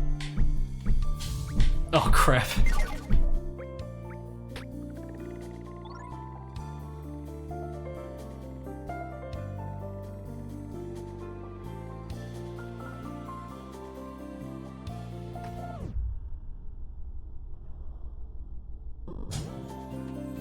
Oh, I had to fire to go through the thing. Whoopsie daisy. Now I need mana. Give me that mana.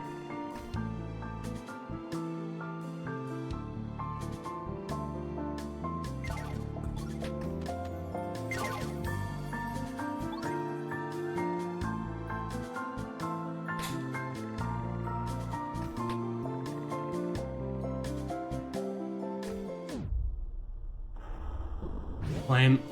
Oh, that's such a satisfying shot. Should almost be there. Let's save it. Gives you all your mana back.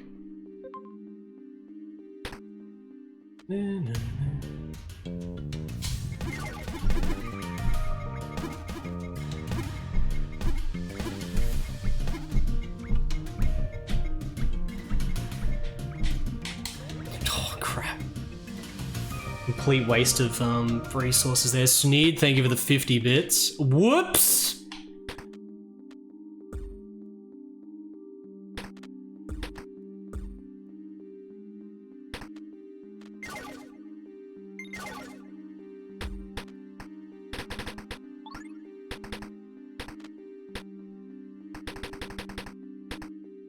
Alright.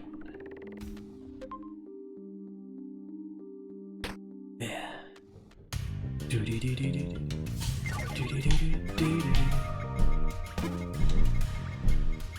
Oh my god. This thing is so tricky. At least that guy's giving me more resources. This is...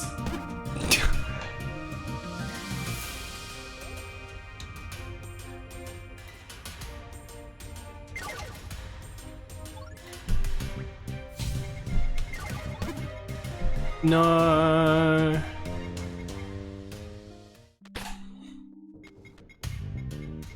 Zoom out.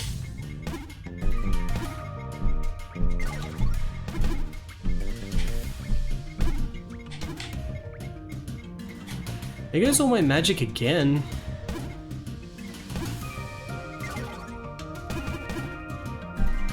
I need more magic.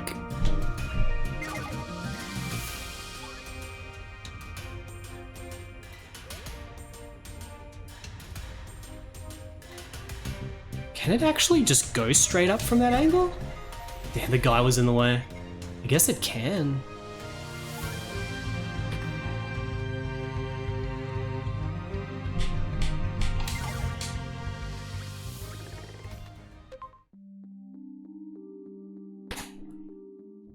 There was like a couple more screens. This was pretty close.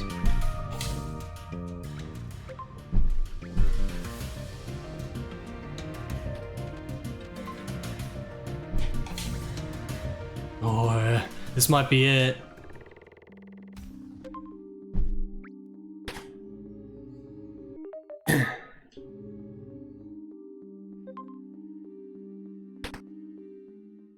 Yeah, the nudge definitely made me do a lot of atypical solutions to situations, but the nudge is a very fun mechanic. I'm guessing the nudge was put in just to alleviate frustration that some players might have had with trying to hit certain things.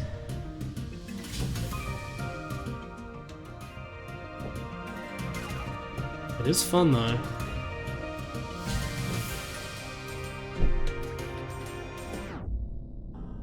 Let's try to do this from the actual flipper. Yeah, okay, you can.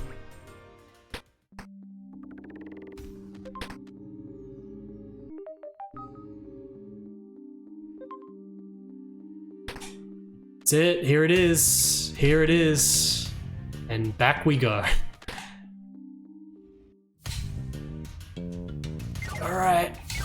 Oh, whoa. What the heck?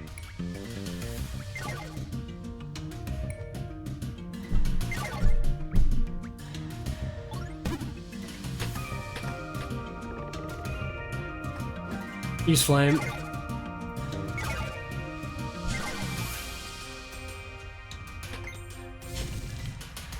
Oh, look at this. The Dark Lord chamber. I see that.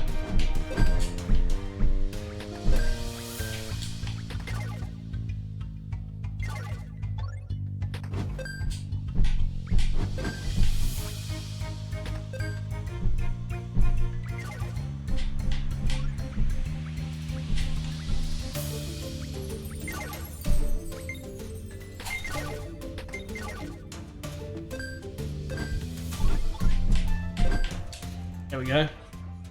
Nudging, helping out there a lot.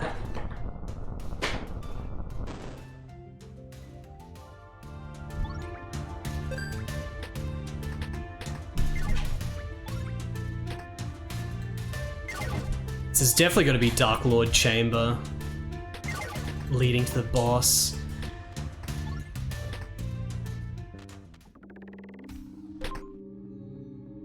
Maybe he's right here.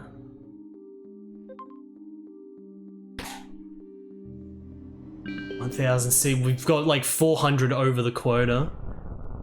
Very easy to hit those quota. I think that's a good mechanic though, making you at least have to try to get coins to a certain degree. Spire Terminus.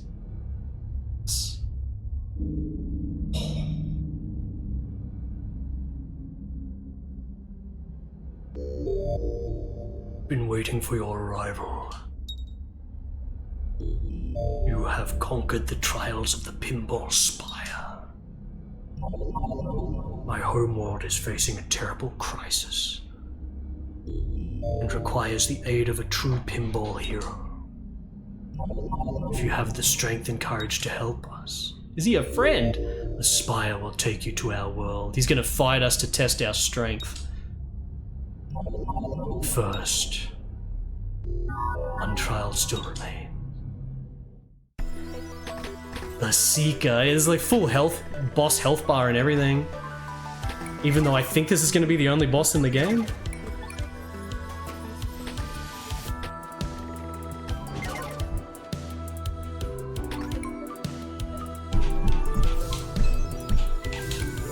If I can get in the middle of that and just bounce around inside the holes, that'd be good.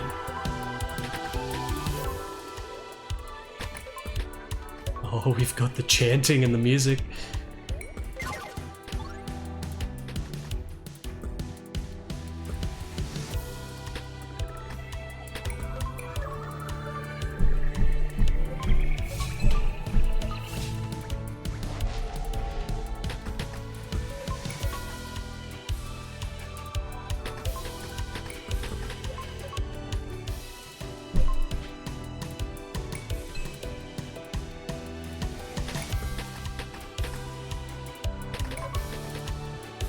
I need to get in.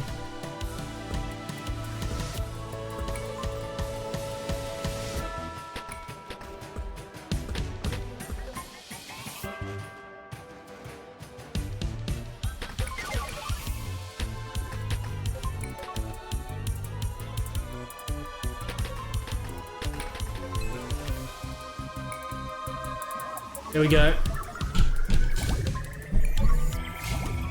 Oh yeah, I'm killing his stuff.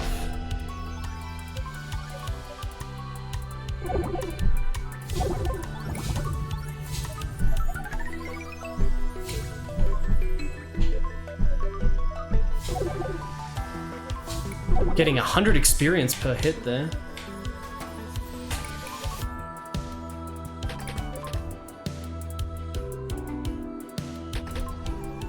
Pull up.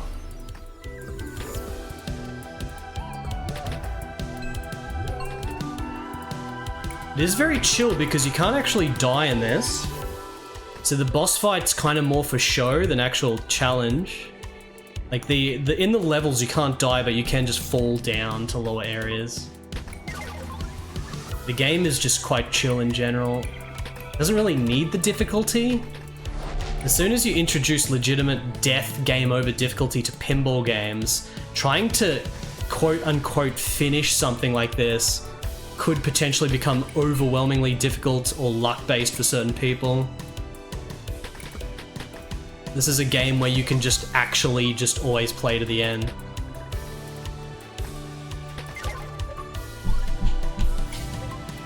Oh, the tentacles are coming back. So I should just be concentrating on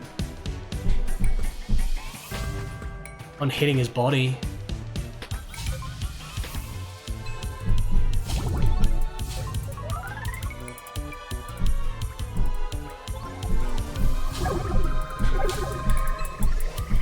Doing damage?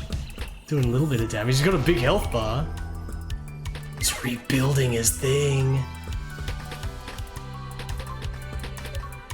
Probably gonna get like multiple level ups in this.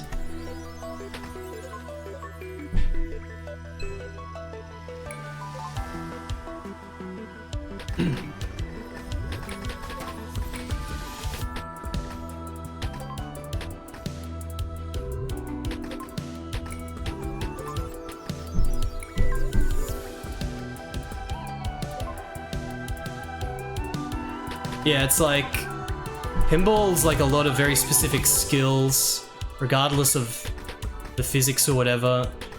So like a lot of pinball games, like people generally don't finish them, so to speak.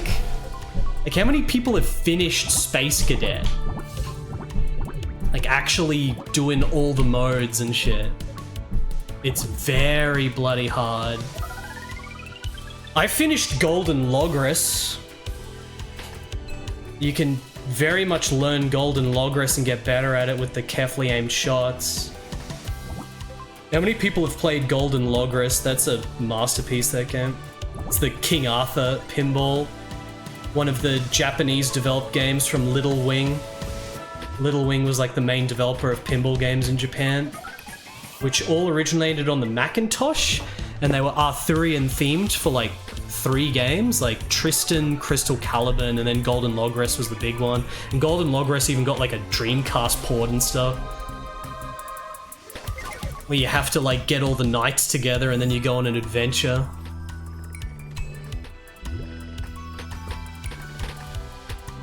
What's up, Jimmy? Yeah, I think this is the end of the game. This game only has the one boss, I'm pretty sure, unless there's more content after this.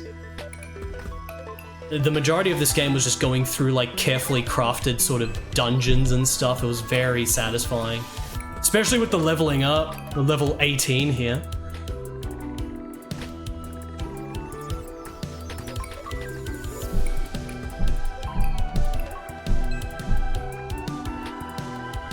Looney Labyrinth, yeah.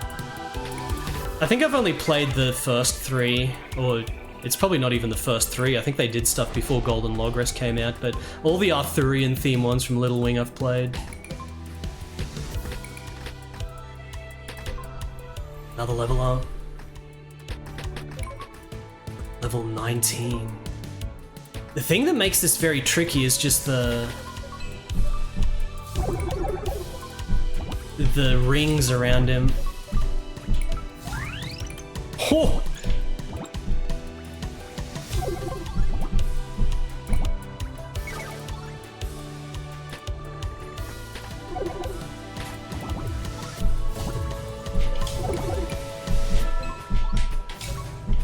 Doing big destruction.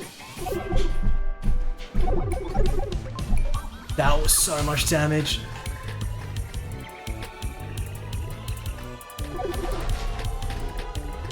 We were talking about that before, Big Boyda. That game looks good. I want to play it. The Swedish game.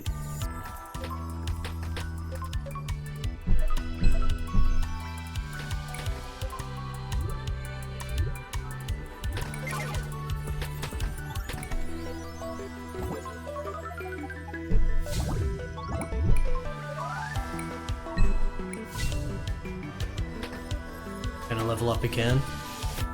Definitely level 20 by the time this is dead. Sometimes you can get a lot of hits very easily, sometimes you can't.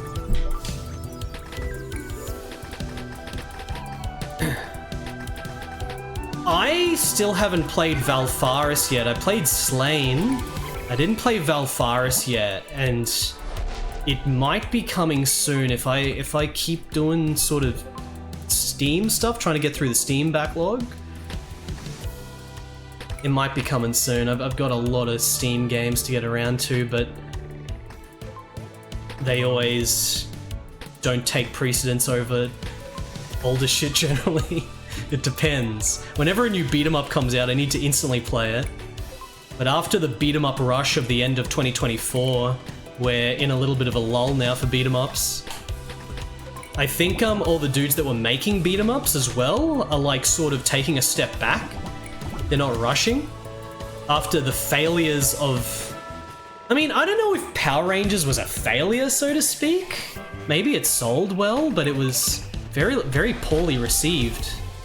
So, you know, the 3-punch of bloody Karate Kid, Power Rangers, and G.I. Joe all performing poorly, I think is definitely going to put a big block in the way of people trying to copy Shredder's Revenge again with a million beat-em-ups coming out. So, you know, we've got the Argentinians that are making that Galaxy Commander game or whatever it's called, which looks really awesome. That's a beat 'em up coming out. We've got that Buccaneers game that's still supposed to come out, but who knows when it'll actually come out. Toxic Crusaders actually got a video that they put out, which was addressing the fact that the game's been delayed like way too long or something. And it turns out that those dudes ended up doing a side project where they were the ones who remastered the cartoon for release on Blu-ray. So that's what they've been doing. They've been remastering the cartoon, but they are still working on the game, they said. So they'll eventually come. The big one I'm looking forward to is, of course, Phantom, that comes out in a couple of weeks. Phantom, man. Phantom is not a clone of Shredder's Revenge. It's actually like realistic art style and shit.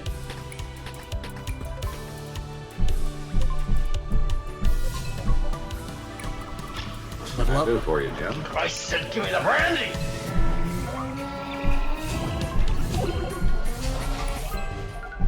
Speaking of newer games, have you seen Gridventory? It has the most ultimate, insane paper doll that I've ever seen in any video game. It's actually insane how much pixel art must have been done. Really? Thank you for the donation. I will have to look into Gridventory. Is it like a... It sounds like it's probably a typical popular modern genre, like a roguelike or roguelike Metroidvania of some description.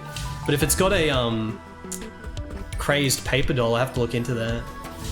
It's actually been a while since I played a Metroidvania. There's so many that came out, and I covered a lot of them, but there's just too many. There's just too many Metroidvanias, and a lot of them were a little bit not creative enough to keep my interest. Some of them were really good, like Elderend. Elderend was really fun. Elderend was really fun. But Elderend also was like the epitome of another high-quality Metroidvania game coming out that you can't keep up with because it just blends together with a million other high-quality looking Metroidvanias.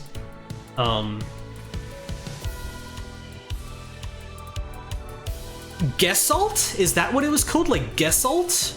That was like one that came out some months back and it was really good pixel art, but I didn't play it yet.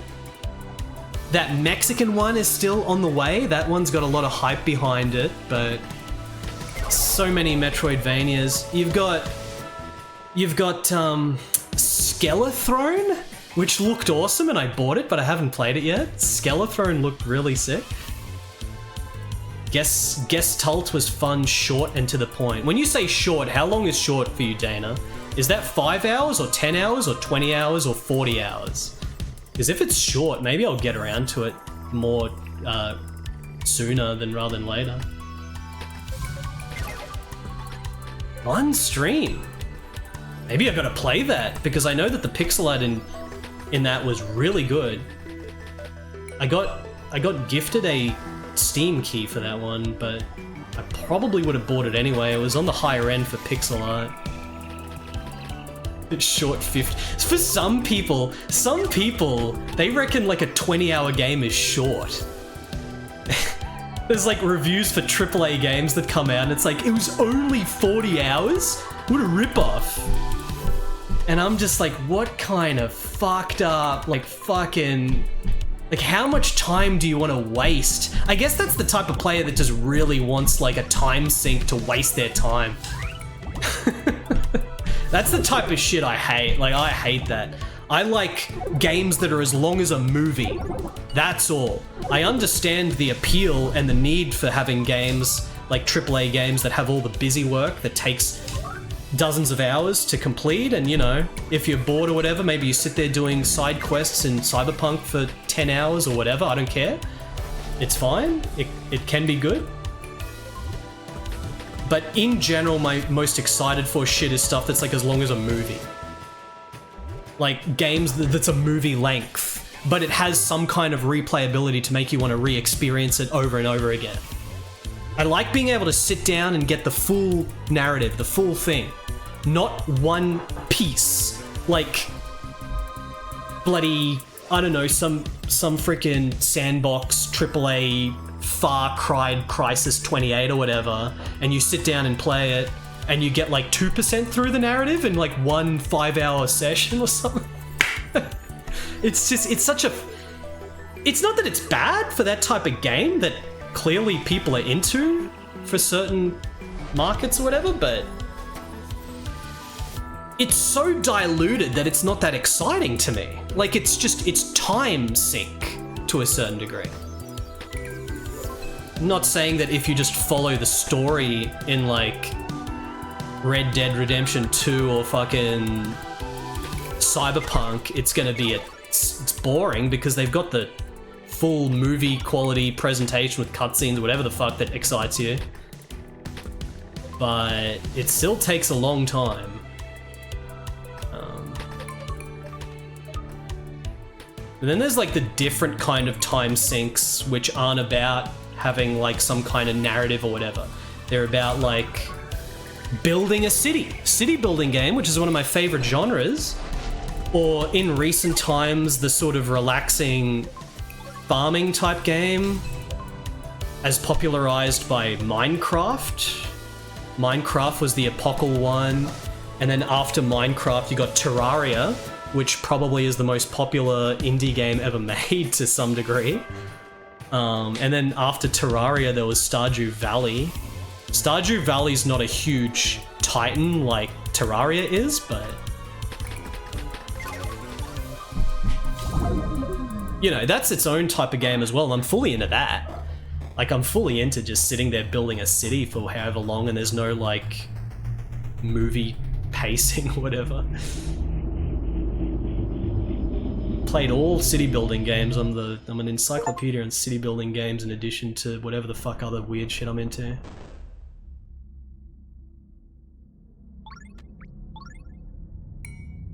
Alright, he's dead. I killed it. We leveled up like 5 times in this battle.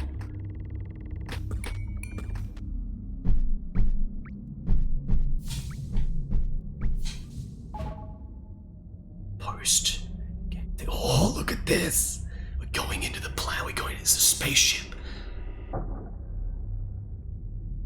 Yeah, Ars Libra looks pretty good. I'll definitely play it eventually. Ars Libra, like, I remember the early versions of that when it was on Vector, like a really early Japanese freeware action RPG. Like, Ars Libra was a freeware thing for like a decade before it got commercialized and they really upped the scale of it.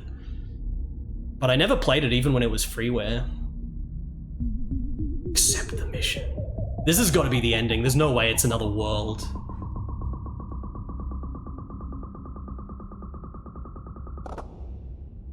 That took so long to lock into place. That was pretty satisfying. Okay, chat, do I release this? Do I release this, chat? Oh yeah, there's plenty of indie games that are big successes like Balatro and, you know, countless Dave the Diver and shit. But, you know, some of these games, like Dave the Diver is definitely not just like one dev or something like Stardew Valley is. Dave the Diver is probably like 10 Korean dudes or 20 Korean dudes. I don't know. No, probably not 20. It's probably like 10, 5 or 10. But yeah, they like, you know, that's why there's so few AAA games coming out, because they cost too much money. It's too much of a risk. It's just, you're swamped with smaller projects these days. Whereas back in like Super Nintendo era or whatever, there was no like differentiation for the most part. It was just like, here's a game, it's full price, everything's full price. Right. Not everything, but most things are. Awesome. That was awesome. Very good climax as well. That's a good ending. We'll see if anything happens after the credits.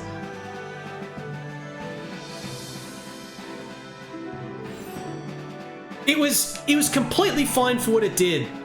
The only thing you could say is that maybe there could have been more bosses.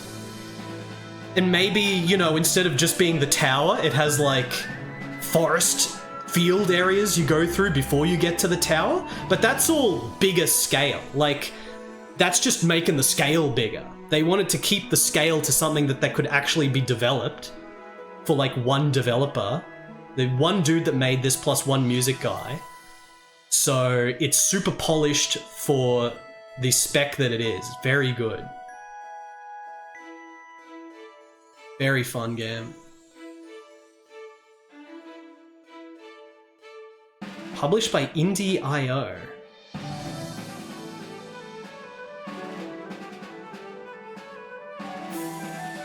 One developer and then all these publisher-related people. Not yet internet dirigible. I should probably play it before that team's new game comes out, that mech game that looks amazing, Scramble Vice. Which is going to come out this year at some point, probably.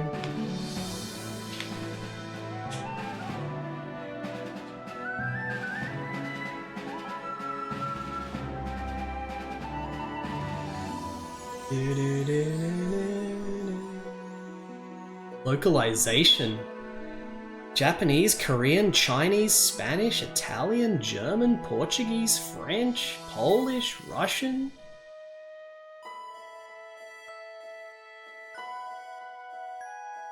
It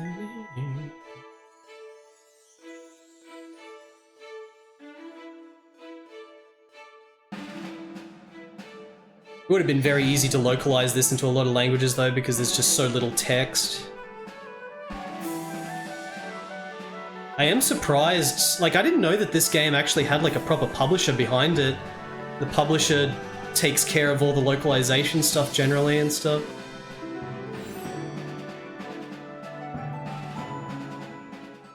I didn't realize this was a publisher game. Very good, very fun. That was fun. 3 hours, comfy 3 hours. I don't know how much this game retails for, but it's probably not that expensive. There we go, chat. What a Spire it was. What a Pinball Spire it was, chat. Not going to be playing Gun Sight. Pinball Spire, guys. Pinball Spire. 12 bucks? Pinball Spire. Now what do I do? But now what do I do? What do I do now though? Do I want to play another game? Do I want to play another game? What do I want to play? What do I want to play? Do we go arcade, computer, console emulators? What?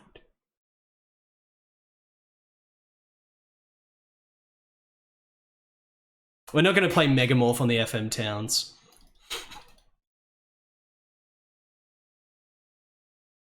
Maybe I should check out some of these other pinball RPGs that I've kind of overlooked as well. Rollers of the Realm I never played. That was good. It's good.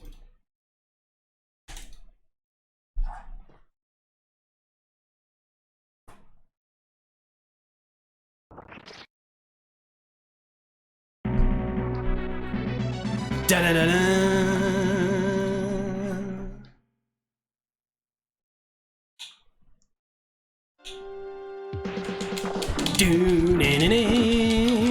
Guys, do you remember 1 week ago I played this? I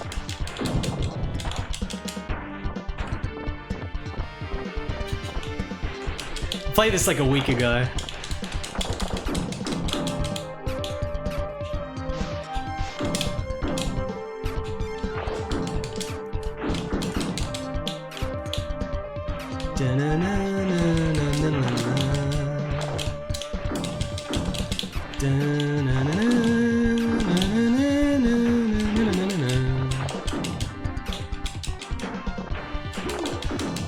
How powerful the charge shot is. You can just like skip through all this, right? OmniGamer sped ran this. You can sort of skip a lot of the levels like this.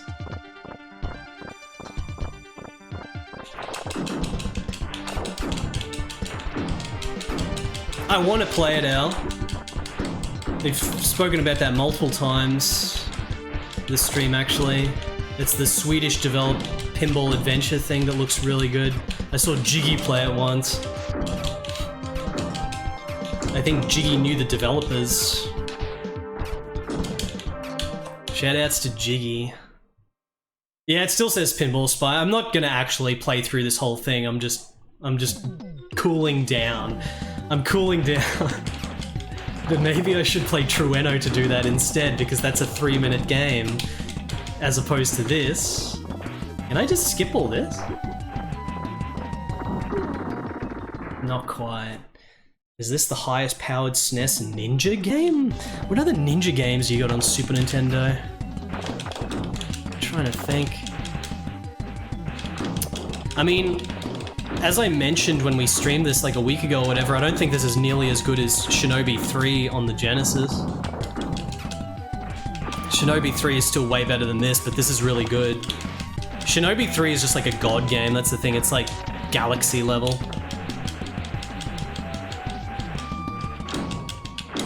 Run Saber, I'm a massive fan of. Massive, massive fan of Run Saber. A lot of that is because of the design, the art design and shit. But it's a pretty fun Strider clone. There's no Strider on the SNES. Strider only got the arcade game and the NES game back then, but then there was lots of ports of the arcade game. It got like the sequel. It got the initial sequel, Strider 2, which was not Japanese developed, it was like British developed, but then eventually the proper Strider 2 came out from Capcom. That was like late 90s. Except that game's nowhere near as good as the first Strider in my opinion, but it is good. Okay, let's play Trueno. And then I'll probably go, and then I'll regroup for further streams. I've streamed 5 days in a row now. We're back into the swing of things. So I'm going to power up. I'm going to do a super mega power up. And then when I come back, we're going to be streaming only the most out of control, full powered shit, guys. Let me just play Trueno. And hopefully we're not going to get blasted by big sound. Sometimes it happens with Trueno. Sometimes Trueno does that.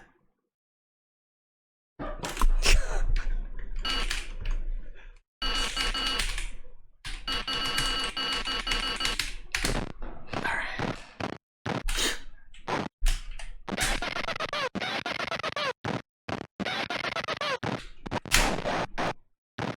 I think I know some of the stuff that I'm going to be streaming in the upcoming week of streams. Playing Axel Brid, which I still can't stop thinking about Axel Brid. Axel Brid was so awesome. There's a few similar games to Axel Brid that I've kind of ignored that I'm going to get around to, so we're going to play that. We're probably going to play another strategy game that's super European and kind of weird and interesting. I'll probably play another Disney game. We got to keep one Disney game a week going because that's amongst the best Japanese developed 2D side-scrollers. Although maybe we'll finally get around to playing one of the non-Japanese Disney games from back then. Like maybe we'll play Mickey Mania or something. Pop 2. In terms of the Steam backlog, if I want to keep chipping away at some Steam backlog stuff, I really still need to play Jump King. And also there's a certain city builder that I want to play. As well as Valfaris. Yeah, there's like multiple Beauty and the Beast games I need to play. Girl Doll Toy? If I can finish the censor guide for Girl Doll Toy, I stream that. But I also want to do a translated playthrough of Heart Heat Girls on PC 98. Space Marine 2 is not happening until I play through Space Marine 1, as far as new stuff goes. But new stuff is... the AAA stuff is quite rare here. Bloody Indiana Jones was supposed to happen, but I had to refund it because it didn't work. And we'll get back to Indiana Jones. It should work now. It should work next time I play Indiana Jones.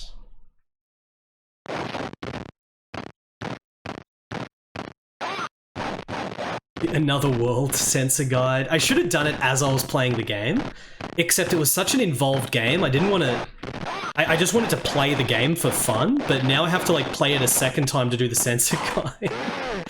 But we gotta play more Japanese 18+ games with censor guides though. I need to play them off stream, do the censor guide. How good was Akiko Hard? Who has fond memories of Akiko Hard?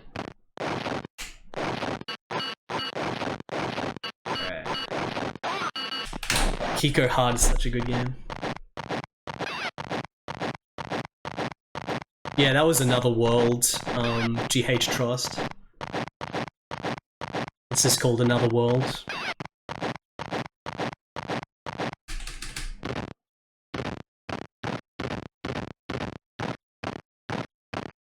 Alright.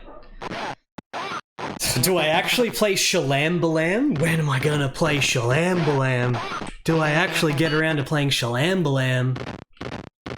Things of Your Mind with the Viper RSR. I guess Viper RSR was the last one I streamed, right? You know, it's like I can't just pull those out. Like when I streamed like Viper RSR and Blue Eyes and Akiko Hard, you can't just pull those streams out. Those are like big project streams that I have to set up. Firstly, I have to do the censor guide so that I know where to censor all the sex scenes for Twitch. And then I have to be very careful playing the game to make sure I don't slip up. But, you know, those games are so cool, they deserve to be streamed, they just need to be censored.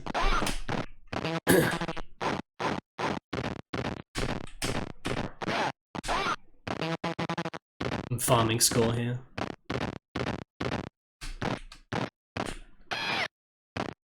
Dragon Knight 4 is not easy. Dragon Knight 4 is really tricky because there's events all over the city, all over the towns between missions that just randomly pop up. You need to know where they are. Amazing game though, Dragon Knight 4. Okay. There we go. Pinball Spire. That's going to be the stream for today, guys. That was super fun. Amazing game. Eternal Questions, Son Goku. Gonna be soon. Maybe I'll play Franco and then bloody Death Stranding. Side by side. But yeah, amazing stuff there. Fun game. Very excited for another week of streaming to come ahead. Keep the normal schedule again. So I'm not going to stream for 2 days. There's going to be 2 days no stream and then full power stream for 5 days in a row again after that. So keep an eye on my Discord for updates as always. I'll be back in 2 days for the next row of streams. And I've got some really exciting stuff planned that I'm really hyped to play as always. So thank you everyone for watching. Let me find someone to raid here because I forgot last time. Find someone to raid. Look at that Pinball Spire artwork. Look at that. Good backgrounds. Let's raid, chat. We're gonna raid. We are going to raid.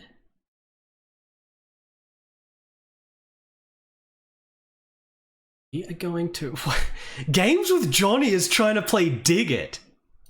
Dude, Games with Johnny is trying to play through Dig It. He said he rage quit it. He's actually trying to play through it. This was the game that I rage quit yesterday. He's back at it. We both rage quit it, but now he's trying to finish it. I rage quit this because it was just too boring. Like, this was terrible. This was the most boring game. Games with Johnny is going insane. He's going to try to do it, though. Let's raid him. Thank you, everyone, for watching. I'll see you all in a couple of days. Stay safe. Stay excited. Full excitement for games. I'll see you next time. It is, above all, social experiments of which you are the subject. Go on, go about your life. I'll be here when you get back. As a matter of fact, I might be where you're going before you get there. Maybe our paths will cross. Hey, it's a long night.